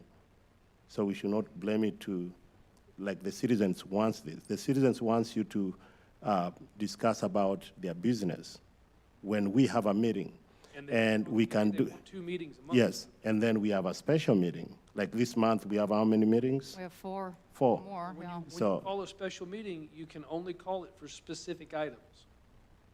And you can't put other stuff in there. We ran into that. As No, long as as- we know what those other items are, you can call a special meeting for multiple items, and it doesn't have to be just like one thing. So if if you came up with an extra item and we don't want to wait until August and Mr. Goodwill came up with an item, those 2 items would be called for the next special meeting. We could be called that way, so you can put more than 1 item on it. Yes, Mr. Foster? Councilman Gutwell, you really kind of made my argument for me for having 2 meetings a month, because as you said, we had to arrange our schedules to find a date that would accommodate all of us. Well, we're only planning on meeting the first Thursday of the month. I've been a city councilman for 6 years, maybe 7, I don't know, time flies. And when we were going to 2 meetings a month, we never canceled a council meeting any time during that time for lack of a quorum. Now we've had it happen here because we're going to once a month, then we plan activities for the second or third Thursday, and we also had people show up. In fact, I got a call, hey, why isn't council meeting tonight? So I think we need to leave it for 2. If we don't need to, we'll post it on the Facebook and down on at the park. But I think we need to go for 2. Okay, Mayor, you want to speak? Mr. Chapman, go ahead. I'd like to discuss this too. I really feel that 2 meetings a month is just too much. When we get busier and we have the definite need for it, you know, a very special thing happened this last couple of months where several councilmen just didn't come for one reason or another. Everybody has things, but it just worked out that way. I don't know if it's happened in the last 10 years. I've been asking. Nobody can tell me how long it's been since that's happened. So I'm going to move that we just amend this ordinance, number 2025-681, changing the frequency of the regular scheduled council meetings to once a month. Second. It's already amended. Okay, Yeah, I'm sorry, you're Yeah. not amending anything. If you already have an ordinance We do. that have one meeting, so you're making the motion to keep the ordinance as is. Yeah. Yes. I make a motion to keep the ordinance the same. Second. all right. We have a motion on the floor to keep ordinance number 2025-681 with the regular scheduled city council meetings to once a month. And we have that motion on the floor to keep it the same by Chapman and a second by Gutwa. All in favor, raise your hand. Can we, Mr. Smith, do you want to speak? well, yeah, were you going to ask if we? Well, any you had more already spoken, discussion? so I thought you were done. Well, I'd like to appeal to my council members before they vote, because you did when we were voting for Okay. things last month. Mr. So- Smith, go ahead. I would like to appeal to our council members that are in favor of leaving it the way it is. We just saw twice in a row that it didn't work, and we had to push agenda items off that were pertinent to city business. And so it's an elected position that people are asking you to come here and do things voluntarily, for the most part, $10, right? But that's why I'm not asking that we have 2 meetings a month. I'm asking that we just have schedule 2, try to get it all in the first one. We don't have to meet on the second one. I'm in favor of going to 1 meeting. I'm not in favor of having it at one meeting a month, and then we all have to try to figure out our schedule with the attorney. I got to find out if Chuck's going to be here, not me per se, but you know what I'm saying? Like, the city manager's got to go through a whole nother checklist, which wastes his time, when all we have to do is just cancel 1 meeting if we don't need it. It is wiser if we stick with 2 meetings and we go back and try to get it all done in 1 meeting. Maybe we don't even meet the first one because the city attorney can't be there. So then we do it on the 3rd Thursday, and that way everybody knows that we can be there. So I would appeal to the ones who are in favor of this amendment that we repeal it. So, thank you. Thank you, Mr. Smith. Thank I you. agree. It's easier to cancel than to schedule one. All right. Mr. Knott, would you like to speak? Too late to speak. Go ahead, sir. As editor of the Keene Star and the Keene Reporter, I covered city council for 19 years and 10 months. And then, as a representative of the Chamber of Commerce, I've still been attending for all my 38 years here. And it's never been as disjointed as it has been in like the last 3 or 4 months. So I would encourage this. I want to talk to you. I want to bring to you issues about barking dogs and motorcycle tracks that are next door to me, and houses that need to be condemned and abated and something done with them. People want to talk to you. They want to bring issues to you. And it's a lot easier to do that if you're here twice a month than it is just once a month, and are you going to be here or not? The worst is when I come to a type A or type B and I've prepared something and there's not a quorum. And that's really disappointing, not only to the board members who were there, but to the residents who have prepared and have something to say to you. So I admire that you're all here tonight, and I'd like to see you all here at least twice a month. Thank you, Mr. Knott. Well, council, we do have 5 meetings scheduled this month, so I'd just like to let everybody know that the public does have the opportunity to talk to us at least for the month of July 5 times. And just to reiterate, we had $55,000 budgeted in this budget for an attorney, and we spend over $1,000 every time this attorney comes to a meeting, and we are $25,000 approximately over budget right now. So we've already spent around $75,000. I signed the check for May, have not signed the one, I don't think, for June, because they kind of come 30 days after. So we still have 4 more months in this budget cycle. I predict that we're going to be at about 95,000 in attorney fees by the time we get to that figure. So that's just something to keep in mind when you make your decision, that we are spending a lot every time that, so we'll have less expenses if we only have the attorney here once a month, unless we need her for a special meeting. Yes, sir? I agree.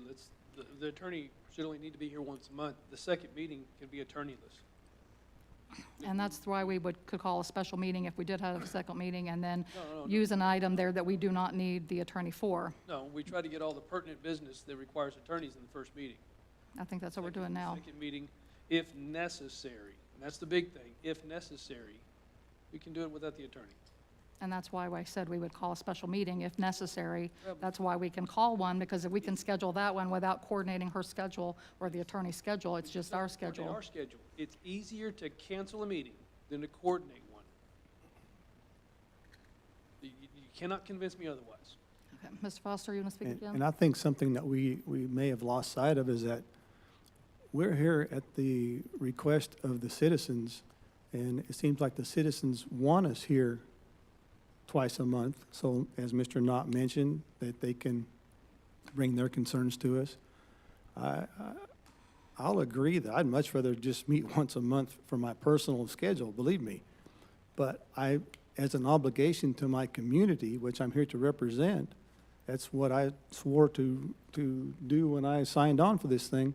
So No. I think we're doing the community a disservice with just offering them the opportunity to meet with us just once a month. No. Mayor, Yes, Mr. Uba? Councilman Foster, I speak to the same citizens that you are speaking to. And I beg to differ with that, Mr. Gutwald. Actually, Councilman Foster, what they are telling me right now is that they don't like the way you guys decided to not show up. And that's the thing, that's the thing. That's the thing. Call to order here, Mr. Mayor, or Miss Mayor, excuse me. Okay, so the issue here, I think a retraction is in order. Okay, I'm A just saying. retraction would be in order. Okay, Mr. Foster, would you just let him finish? No, I'm not We going to cancel- let him okay. finish making that claim. Okay, I'm just saying that actually what they're asking, why are we canceling the meetings? I said we do not have a quorum. For 2 months straight, they have never experienced that. You know, I don't know how it happened, things happen. But the problem is not having 2 or 3 or 4 meetings a month for the citizen to come and speak to us. Nowadays, if a citizen, most of them have my number. They do call, sometimes I walk to their homes and they do talk to me. So using that as an excuse is not right. I'd like And- for you to prove that these citizens talked to you one day. Could you prove that you talked to? I don't need to prove. I think you're a flat-out liar. Okay, thank you. But it will be reasonable. Quiet. It will be reasonable. You can read, if you read on Facebook, they're asking, why are you guys canceling?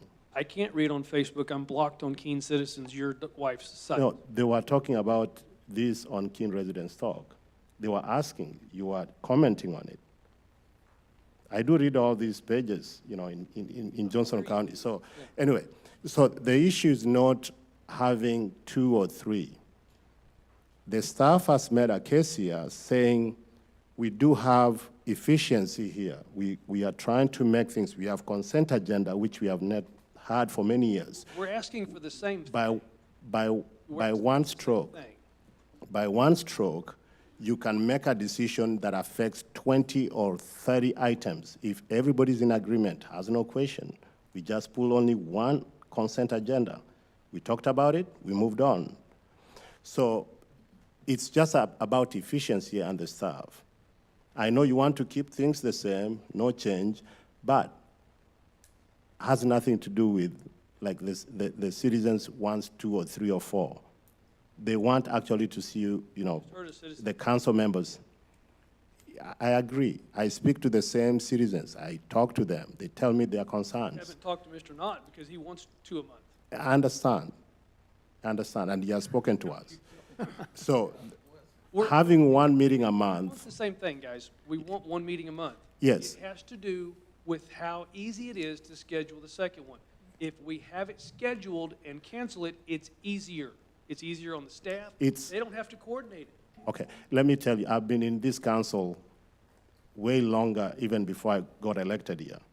Canceling a meeting can be a big problem. The mayor tried to cancel some meetings in the past, and they were like, we have to run that meeting. So it's not easy to cancel. That's an excuse, but we have tried that, it doesn't work. Use the other way. Thank you. I'd like to, one thing that he mentioned that citizens can reach out to him, but that's not what Paul Knott was referring to. Paul Knott was referring to people standing right in front of us twice a month.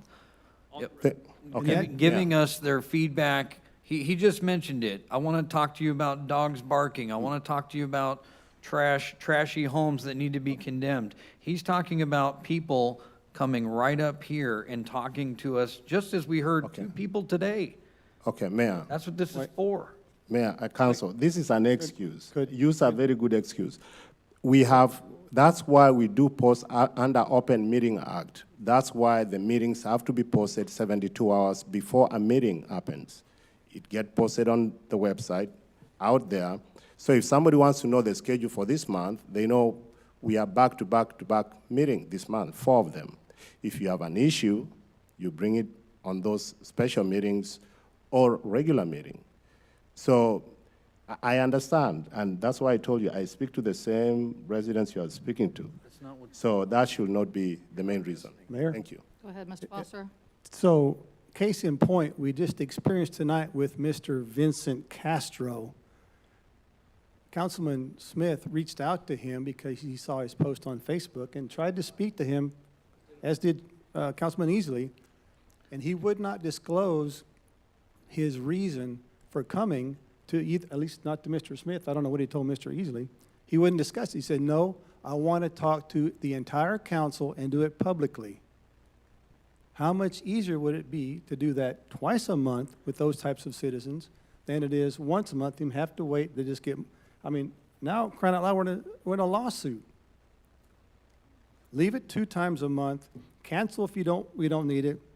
My schedule, I'm booking out well more than 2 weeks at a time, so my month is full. I don't want to just have to, and that's why last time I already had something scheduled, was why I couldn't come to the second meeting. So when you say that, we don't want to come or don't want to show up or don't want a quorum, no. It's because I plan my month 6 weeks, 4 to 6 weeks in advance. All right, Mr. Bowl would like to speak. Would you want to step forward to the podium? All right, Caleb Bowl, 202 Shady Oak Road. So what I've noticed here in the 3 years I've lived here is not a single person on this council, except for every now and then, actually listens to the citizens of this town. That is why this room is as empty as it is. I have lived in dozens of towns, and they're pouring out of the building to speak to you because the councils actually listen. This one has not listened the entire time I've been here. Now, I tried to run, last year. Am I gonna run again? I have no idea. I ran because God told me to run. Didn't tell me I was gonna win. Didn't care if I was gonna win. I was gonna obey him. And all I've seen out of the people here is nothing but bickering and nothing getting done out there. Now, you have one side over here that'll complain about the other one. They say, it's such a wonderful place to live. Another side over here, so they say the same thing. All the people in the middle, which are the majority, I would beg to differ, actually disagree with both sides. Y'all need to start taking a closer look at your heart. If you pray to God, pray that he intervenes with the decisions you're making for this town. Again, whether or not I run in this town again or not, besides the point. Y'all have to start taking closer looks at your heart. It is massive and very important for the future of this town. That's all I've got to say. Thank you. All right, I have a motion on the floor. I'd like to go ahead and... Ms. Mayor? Yes, Ms. Bells? By God. Thank you. Debbie Bells, County Road 805B. I know you don't, I have to have a letter written here. It's hard for me to talk. I'm here as a citizen because I personally like 2 meetings a month. I don't come all the time, but I watch them on the internet. If you know when a scheduled meeting is, it's so much easier than when you call a special meeting. I don't know when a special meeting is. I don't go in to look at the website. So a scheduled meeting, I know it's every other Thursday or 2 Thursdays a month. It's so much easier as a citizen to know when that meeting is scheduled. You wanted to hear from citizens, we're here. The ones that you speak to, they should be here to speak as well. You should be listening to the ones that are here talking. We would prefer too, because as a citizen, it's easier for us to know that it's on that particular night. Thank you. All right. The city attorney has let me know that we are in risk of violating the Open Meetings Act, that we do need to move on. We've had enough comments during this agenda item. Well, the risk is if the comments aren't directly about the This agenda item. Okay, so we you need to risk- stick your comments directly to this item. All right, Ms. Slayton? Ms. Jen Slayton, 205 Pine, Keene. As an attendee of council meetings and most of the board meetings, and also we're the ones that film most of them before it became on YouTube, for many, many years and a resident since 2012, I can absolutely disagree with Mr. Castro. The seating was changed with her, and the meetings going to 2 a month would be ideal. As a citizen who loves and enjoys to attend these meetings for transparency reasons, the 2 meetings a month worked great under Mayor Heinrich for many, many, many, many years. It only became the mess that it is because of, well, Exhibit A, B, and C every meeting. I think it should be left alone. Mr. Easley made very, very, very great points, and I would highly advise that they're taken under consideration, as did Mr. Foster, because that's literally the most accommodating thing, because it works with not just 1 or 2 people. You guys were elected in. If it was too much trouble, too much work, you shouldn't have signed up. It's part of the deal. 2 meetings a month, that's what it was when you guys signed up for this and got elected in. That's what we, the people, voted you in for. It only changed because, I don't know, but to accommodate the majority of the citizens to freely be able to come up here, it needs to be like Mr. Easley said, and Mr. Foster and Mr. Smith. You know, I think that would be, it worked for many, many, many, many years and many meetings that I've attended just fine before. I don't know what the big hubbub. And as Mr. Knott, I've watched many city meetings from all over the state and even the country, and 2 meetings has worked fine for them. The only time it didn't is in big cities like Dallas and Fort Worth, where there was a lot of people that would go up and speak during public comments. And that would extend the meetings into the later hours, which would probably be inconvenient for staff that had to go into work the next morning. But in Keene, that's not an issue. And I can promise you, Mr. Gutwal has never talked to the majority of the people that these have talked to. As a citizen that speaks to many of them, that's just not true whatsoever. But I highly recommend listening to their reasoning for the 2 meetings a month. As somebody that's been here for many years filming and speaking on the majority of the citizens, let's keep it as it is. It was never an issue until recently. Thank you, Ms. Slayton. Council, we approved this back in April. I mean, we haven't even given this a go, this once-a-month meeting schedule, because we literally just did this like 2 months ago, and since then, we've actually had more than a couple of meetings. So we are still on track for having the public have plenty of opportunity to come and speak to us. So I'm going to go ahead and call for a motion again so we can move on. We have a motion on the floor to keep ordinance number 2025-681 as is, keeping the frequency of the regular scheduled city council meetings to once a month. That was by Chapman and a second by Gutwa. All in favor, keeping it as is, raise your hand. Those in favor, those against, those opposed? All right, motion is failed, 2-4. Do we have any other motions on the floor? I make a motion, we go to 2 meetings a month, first Thursday and third Thursday, with the plan to be, we get all the business done in the first, cancel the second if necessary, but it allows everyone to put it on their schedule and plan. Second. Is that an appropriate way to word it, to say you can just cancel the second? Well, the intent is that you're going to try and have one The intent is you're still meeting. going to Yeah. have 2 unless you cancel it. I mean, it would, I understood the motion fine. I thought he was saying, I don't want to put words in your mouth. You made a motion to have 2 meetings a month, but that ideally, the goal for your city council is to have 1. Is to have all the business done on the first meeting. Okay. If the second one is necessary, it's already scheduled, it's already in everybody's calendar, so that we don't have to have scheduling issues. And we would need the attorney on the first. Okay, do we have a second for that? Smith, you seconding? Okay. We have a motion on the floor to amend ordinance number 2025-681, changing the frequency of the regular city council meetings to twice a month, with all major business being done on the first meeting and only hold the second meeting as necessary. Sound okay? By Easley and a second by Smith. All in favor, raise your hand. Those opposed? All right, motion is carried. Thank you, citizens. All right, moving on to agenda item number 7D, review, discuss, and consider revising the current City of Keene City Council Rules of Order and Procedure, adopting one of the presented drafts, or repealing the policy. I asked for this to be put on. I'm sorry? I said, I asked for this to be put Okay. on till tonight. I've read all of them. I read the 19 pages that was from prior. I read the city attorney's notes, his opinion, and it seems to combine everything all together into one in a whole lot less pages. So I would suggest we take the city attorney's Revised one. revised one, yes, thank you, and put it into place.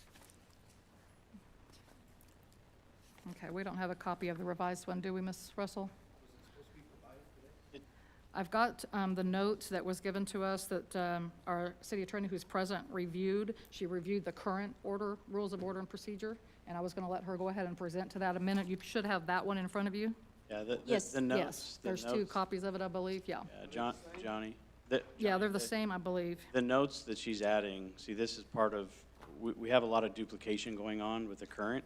So I think there was this fear of if we repeal it, it's just all this is going to go away. But you have things in there that are in the ordinance, there's things that are already in there with state law and all that. So those notes, we're looking to go, I think we're looking to go to something that's simpler, but this was an exercise to educate on the fact that just because we repeal the current, I don't know what percentage, but it's a large percentage of it is still intact just because of other laws already in place. Yeah.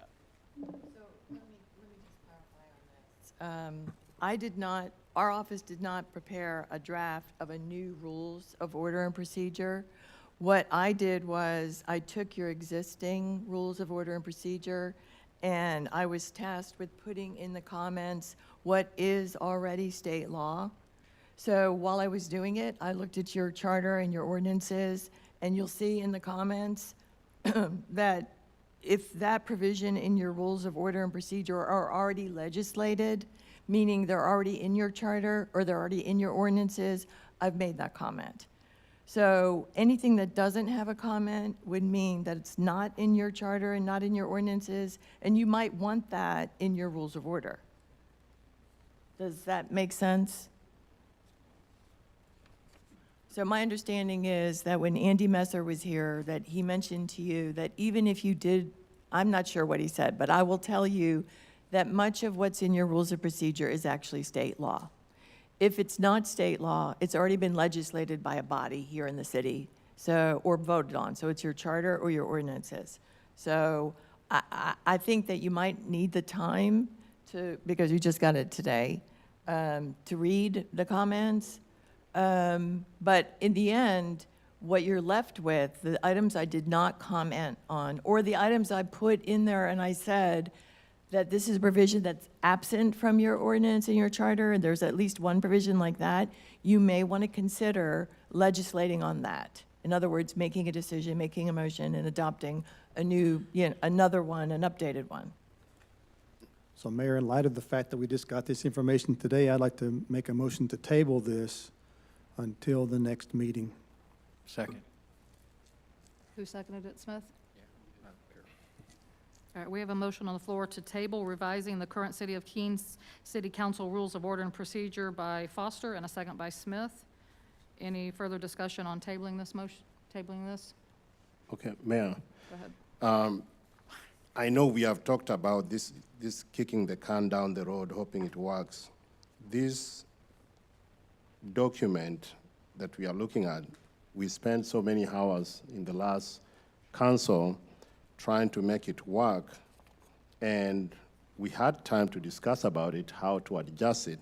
And thank you to the attorney, you have seen almost the same headache that we had to deal with, that this document, some of it, we did make a recommendation saying the state law does cover some of the items here, and it's very clear, black and white.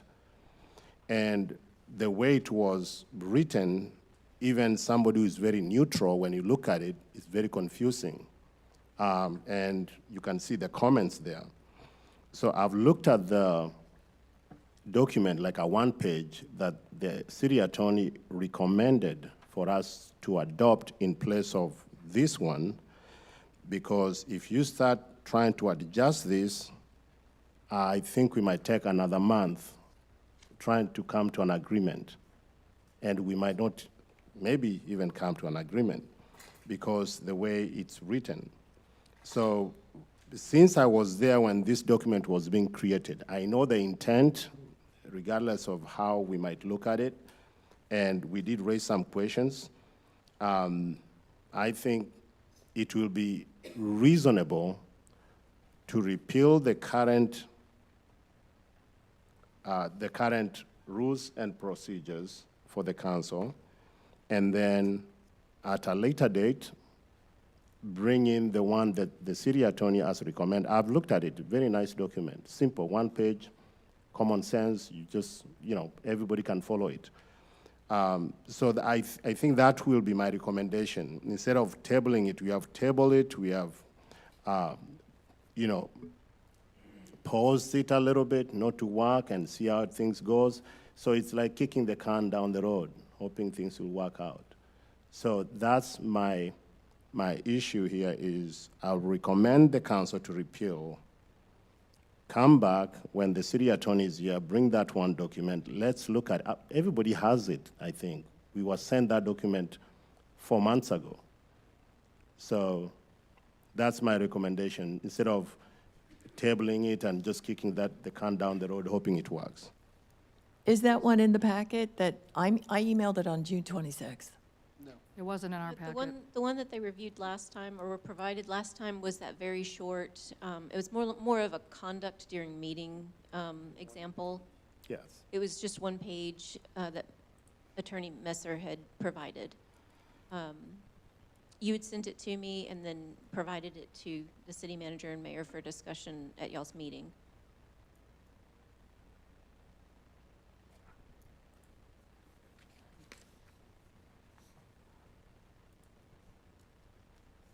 I don't have a one-page document. I have a two-page document. Is that the same one? It may be 2 pages. Okay, sorry, that's No, it's major. fine. It was very, very short. Okay, so I am just not aware if this body everyone has seen it, because it's not in the packet tonight, is it? That's what I was Okay. saying, it's not. So I did send that document over to the City Hall on June 26th, but I'm, without it being in the packet, I don't know how your other elected Should have been in the officials. packet, yeah, it wasn't. Mr. Easley, would you like to speak? Yeah, Mr. Goodwell, you don't want us to kick this can down the road. You want us to repeal it today, but kick the can down the road on what we're going to approve later?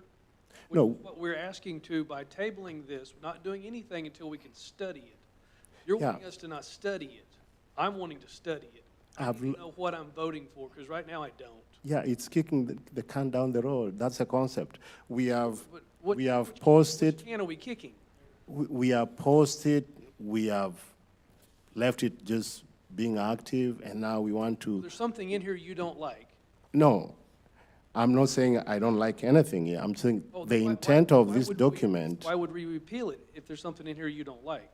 it will take you another month just to fix this. It's a We're mess. going to have another meeting on this for at least a month. And that's all we're Yeah, asking so is let it's it- my recommendation. I mean, you We can, haven't seen this document from the attorney. So. no, I'm saying I've seen the document that is one page. If you print it on one page, it's one page. This is 19 pages, and once we fix it, it might end up being 23 or 25 pages. From my, 4 pages into this, since I just saw this tonight, this is my 4 pages in, some of the stuff could be deleted because it's repetitive. And that's what we are saying, repeal and then adopt I'm not the going other to one. repeal something unless I know what we're replacing it with. It's the same thing. You are adopting something new in place of the other one. So instead of just, if you want to sit here for the next 2 months and there's a budget season coming up, and I don't know, maybe you have time. If it ain't broke, don't fix it. All right, we have a motion on the floor to table revising the current City of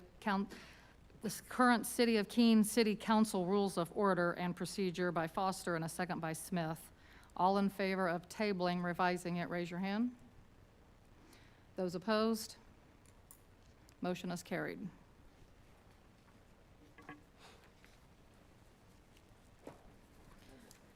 Okay. Agenda item number 7E, review, discuss, and consider adopting or further revising a draft of an appointment policy.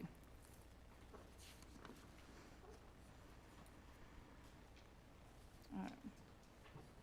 I'm not sure who's going to speak to this one. Okay, this is a follow-up item based on discussion from the last couple of meetings on this topic.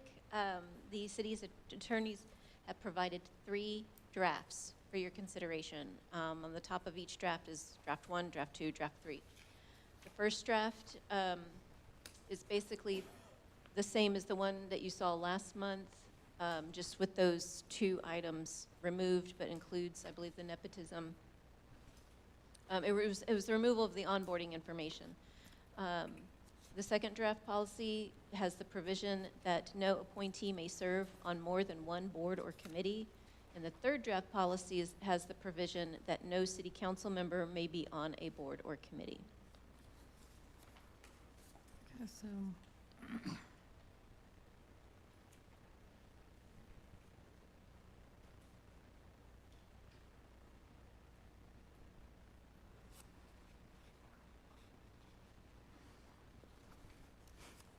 It was a little confusing to me when I was going through this to try to figure out what the differences are between these 3 versions. I see on number 2, the addition that's not in number 1 is under the eligibility, which is on the top of page 3, that says current city council. Any current city council member, whether elected or appointed, is not eligible to serve on a board or commission. And then I saw in number 3's version, that section was removed and replaced with the condition of serving in one position. Applicants may only be appointed to one board or commission position at a time. That's I- correct. That- Yeah, you I got it. didn't see a version that actually had both of those in it, because I thought we had a discussion that some council members wanted both of those in it. They didn't want current city council members to serve on boards, and they also didn't want a applicant to be on more than one board. The council can tell me if I'm wrong on that, but I thought, so I'm not sure what is in number 1 that had anything to do with those appointments. I can help. Okay, you can help me? Thank Yeah. you. Thank you for helping me. I looked at your minutes, and Okay. whatever was in your minutes is what I did. Okay? So the appointment policy, the very first one you're looking at, has no changes, except there was a request to have the onboarding removed. Okay? And that, there was a consensus on that. Okay. So all 3 of these drafts have that provision removed, because your minutes reflected everybody agreed on that. Okay, no Okay. onboarding. So that's the first one. The second one, according to your minutes, was you wanted to have another version that had the provision that said an applicant can only be appointed to one board or commission. That's what your minute, I just went from your minutes. And then your last one is, like you've already said, does not have that. It has that no one from your current city council can serve on a board or a commission. So I took it straight from your minutes. I know you've all slept since your last meeting, but that's what your minutes from your meeting reflected. And I'd like to make a motion, we approve option 1.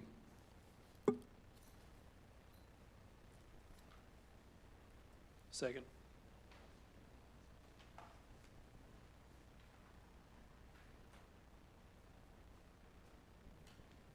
All right, we have a motion on the floor by Foster to approve draft number 1 of an appointment policy, and a second by Easley.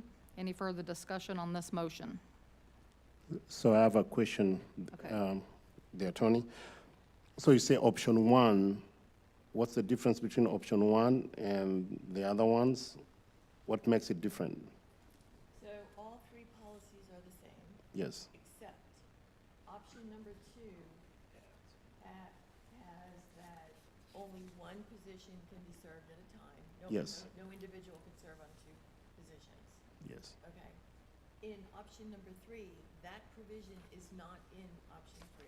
However, what has been inserted in option 3 is that a member of city council may not serve on a board or commission. I think you got them reversed. I think that might be number 2. Number 2 is the one that says any current city council member is not eligible to serve on a board. Number 3 is applicants may only be, which might be talking about citizens, can only be appointed to one board at a time. So number 2 is no council on a board. 3 is no citizen on 2 boards.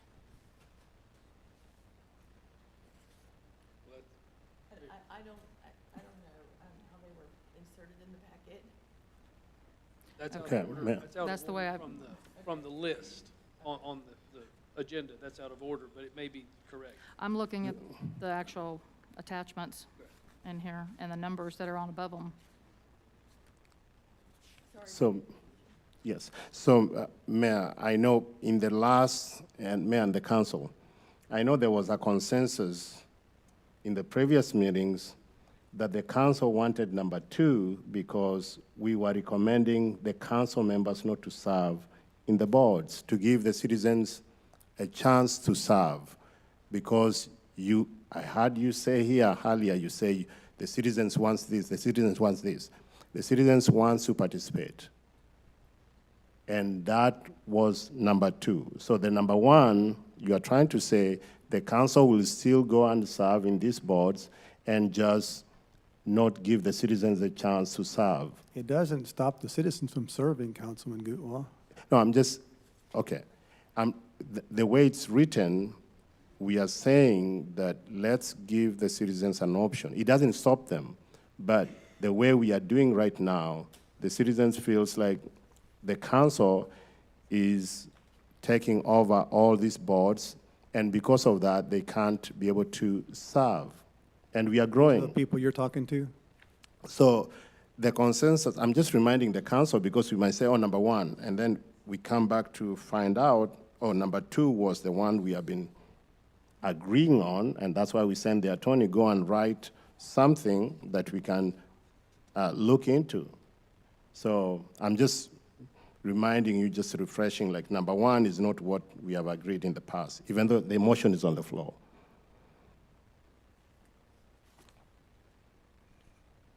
Anyone else want to discuss this?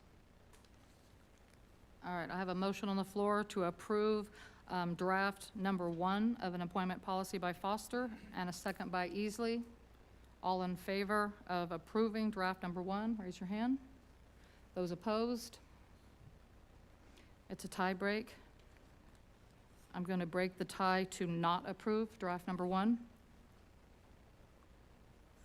Do I have another motion, council? I motion to move to accept number 2. Which number 2 you referring to? Oh, I'm sorry. The number 2 of the Board of Commissions and Membership. Excuse me. That we accept the number 2 in the packet. Because I'm confused about what's in the packet. Is that the one that, No councilman. That's the thank one you. where council That's what members I'm looking cannot for. serve on a board. That's what I'm looking for. Okay. All right, we have a motion. I need a second to approve draft number 2 of an appointment policy that prohibits council members, whether elected or appointed, from being eligible to serve on a board or commission. Second. All right, we have a motion on the floor to approve draft number 2 of an appointment policy by Shaw and a second by Gua. Any further discussion on this motion? Yes. Yes, ma'am. Oh, go ahead. So in approving this motion, we're going to hamstring the future of Keene. So if citizens don't volunteer to vote, we've eliminated those volunteers that have served for council.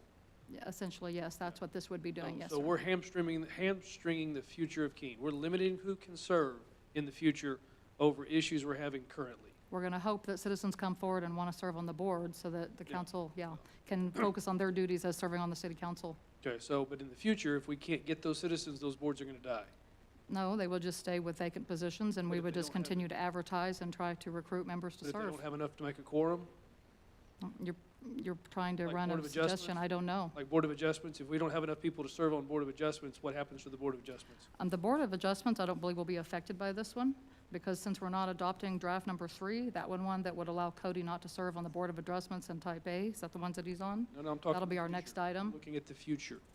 I'm looking ahead, I'm looking Well, behind. This is something that can be changed by any future council member, so, That was my next so when we question. get to another, so if this, Thank you. if this council changes their mind later, this can be amended, just like the rules of order can. Okay, so we have a motion on the floor. Anybody else would like to speak to it before I call again? Yeah, I'm trying to get my service to come up. I asked this question the last time, and I'll ask it to a different attorney this time. 4.05 is the section of the charter that talks about the qualifications for candidacy. And number 5 of the things required to be in office is 1, number 5 says, not hold an appointed office of the city excluding boards, committees, and commissions. So, number 2, in the way I read that, if we adopt number 2, we are in violation of our charter. We'll let the attorney rule on that. Well, I'm looking at the charter. I mean, that is a possibility that it could be interpreted that way, but it doesn't say in that same provision that it doesn't say the converse. So to really answer your question, I'm going to have the time to look at that provision. I haven't looked at that particular provision. I can, if this will help at all, I can say that you might want to consider an effective date, because you may, I don't know what your bylaws say for your type A EDC. I'm only familiar with your type B EDC bylaws. And some of the bylaws for EDCs have in there that at least 1 or 2 of the board members shall be council members. So that is not the case in your type B. I just don't know, because I've not seen your bylaws for type A. So there's 2 issues that are happening. If you in fact pass the appointment policy where a city council member may not serve, you may need a grandfathering time, a time before that's effective, because I don't know who's on your type A. I don't know all of the people on your boards, but, you may consider that. Plus, we don't have a resolution here for this. So that's one issue. The second issue on the charter, I'm looking at it. I don't read it that way, but to be honest with you, I would need more time. I mean, I can't look at that and be able to tell you in 1 minute. So what council does tonight could trump what type A board is doing with their bylaws. So if we vote on this and approve it, then they would need to go and revise their bylaws if they have something on there that says they Yeah. have council members serve. Okay. Yeah, I'm just unaware. I don't know who's on your But type A But they board. could do that. There's no problem with them doing that. Yeah, I mean, the city your They have to your follow what decision the- trumps They- theirs. that's what I'm saying. Absolutely, yes. So they have to yes. follow what the Yeah, council I'm ju- ordains. If the All I'm council trying doesn't- to point out is, I don't know who's on your boards, so you don't want to risk having, We don't have any council members, do we? No, that's what I was just going to bring up. We don't have any. We don't have any council members on the boards right now. The reason this whole issue was brought up is I sat on type B. Mr. Chapman thought that was unfair, and it may be, I don't know. I volunteered for type B before I was a city council member. I was serving 1 term, finished that, started a second. It's not an issue, and it won't be an issue for at least 12 months. So we're kind of beating a dead horse. We're kind of trying to fix a problem that ain't a problem. And like the gentleman said earlier, we're wasting a lot of time bickering. Well, this would be the time to do it while there's no council members on there and there's nobody that would have to be removed or replaced or. But Well- the next council may want people on there. Right, so on your type B, state law says that you're allowed to have city council members On the board. on the board. So your bylaws do not require a city council member. Most of the cities I've worked with require a city council member on an EDC board for obvious reasons. Okay. Because it's taxpayer money, you know. But your bylaws for your type B do not require it. So you are not violating the bylaws, you're not violating what's happening with type B. All I'm saying is, I don't know who's on your type A. I don't know what those bylaws say, because if those bylaws say that they require one elected official on the board, your action will require them to take action, yes. Okay. But in terms of the answer to your question, of course you can sit on a type B board. I mean, that's, state law allows you to, Not if we pass this ordinance. but that's So correct. we're making it more difficult. If the state law works, why are we messing with it? We're breaking state law. Well, not breaking it. No, We're not she said breaking No, it. you're not not. breaking it. No, you're not. But if state law allows it, there's a reason that state law was written to allow it. And we're defying that reason. The local government code says that you have to have at least 3 people on your type B EDC board that are not elected officials. Correct. But there's 7 members. So, you know, as I said, most of the cities I work with have at least 2 or 3 elected officials on their type B EDC board. All right. So let's go on with a motion. We have a motion on the floor to approve draft number 2 of an appointment policy that does not allow for current city council members, whether elected or appointed, to be eligible to serve on a board or commission, by Shaw, and a second by Gutwa. All in favor of adopting draft number 2, please raise your hand. All right, those opposed? It's a tie. I'm going to tie break to approve draft number 2 of an appointment policy. Of course.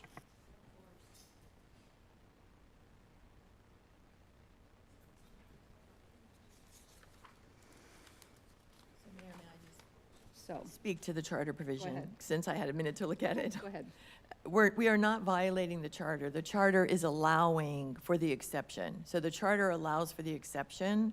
It's not a bar. So if it said that your elected officials had to be on the commission, we would be violating it. But it's just an allowance. No, we're not violating the charter. Okay, moving on to agenda item number 7F, review, discuss, and consider the reappointment of current Board of Adjustment members, Brad Hagelgantz, am I pronouncing that right? Eric Yonke, Cody Thornton, and Carl Wright for 2-year terms ending June 2027. And because of what we just approved, this is not going to be a problem as far as electing Cody to this board. I make a motion, we approve I'll second. the Board of Adjustment members as stated. Yes.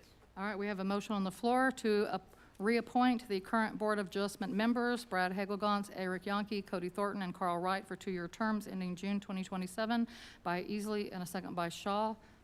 Any further discussion on this motion? All in favor, raise your hand. All those opposed? Those abstain? All right, motion is carried.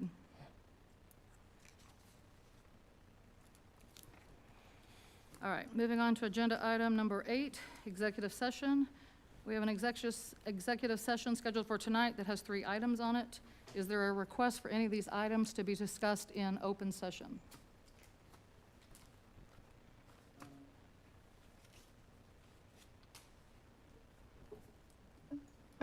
I've been going back and forth with this because on one hand, if I do, I'm accused of upsetting and creating controversy within the city, but on the other hand, it is my reputation.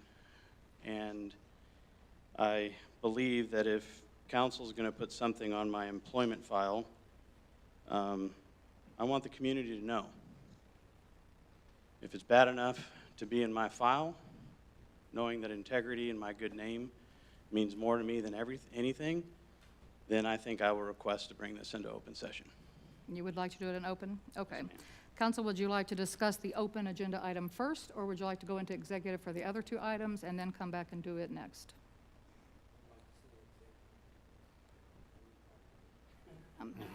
What was that? I missed that. I'd like to defer to, I was what would gonna- I was Mr. gonna do Sykes that. prefer? Okay, did you want to do this one first? You want to do a break first? Okay, Let's just do it. and then do this one first? Okay, I'm going to go ahead and call a recess. It's 8:14 PM. Council is recessed.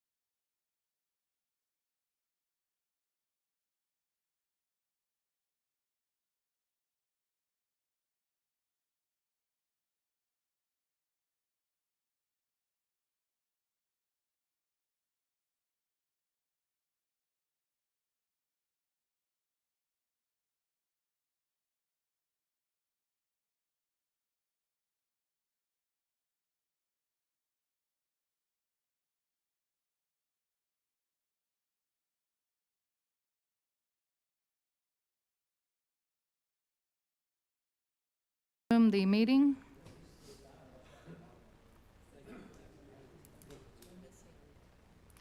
Right here. He's coming.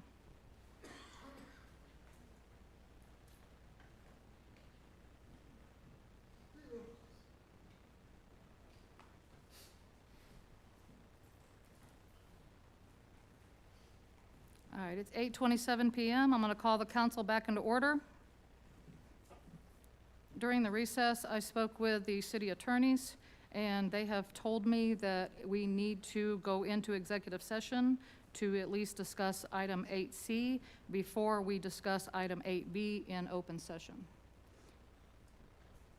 If you have any questions for the attorney, I'll let you explain, but that's the reason why this item was added. She said that this is imperative that we do this one first. So Mayor, we'll be looking at C is 1, B is 2, and A Yeah, is 3? so we could go ahead and do A and C in executive and then come back and do B in open. Okay. All right, so it's 8:28 PM. I'm going to recess us, convene us into closed session.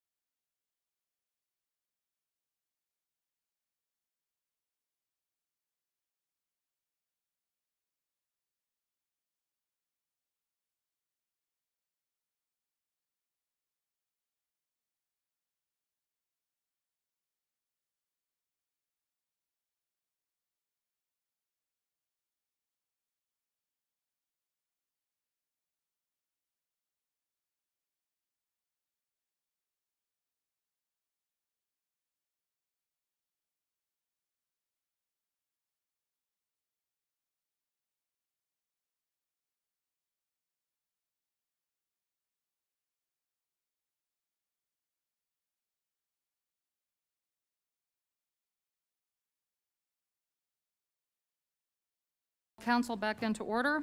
We are reconvening into open session. All right, on agenda item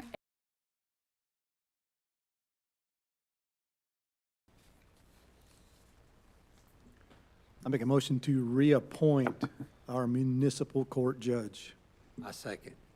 All right, we have a motion on the floor to reappoint the municipal court judge by Foster and a second by Shaw. All in favor, raise your hand. It's unanimous, motion is carried. On item number 8C, there's no action, and we're here on item 8B. At this time, I'd like to make a statement. This item was to hear a complaint. I am, at this time, withdrawing the complaint, and at this time, council is not going to take any action. So now we're going to move on to agenda item number 10. Mayor, before we do, Mayor, Go ahead, sir. before we do, I'd like to ask council to do a vote of confidence in our city manager, Jonathan Seitz. That's a hell yeah second. All in favor of a vote of confidence, please raise, let's stand up. Let's give him a little standing O. Can we do this without the mayor?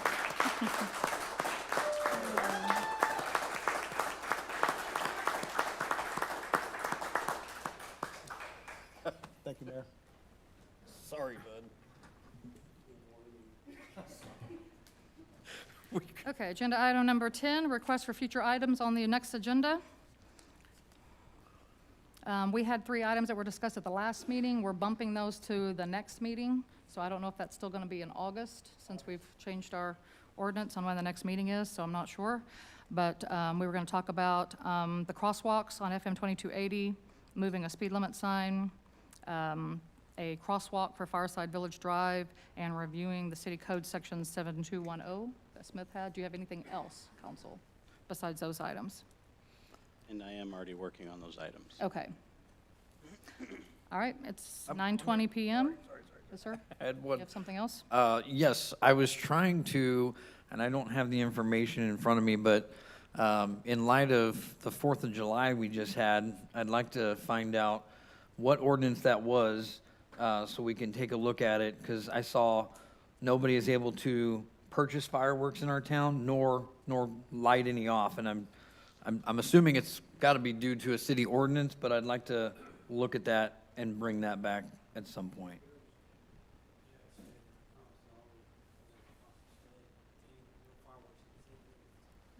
Insurance. Is that- One of my, Is that The- state law?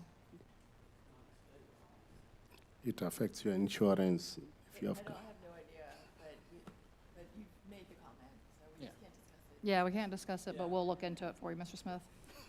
All right, anything else, council? All right, it's 9:20.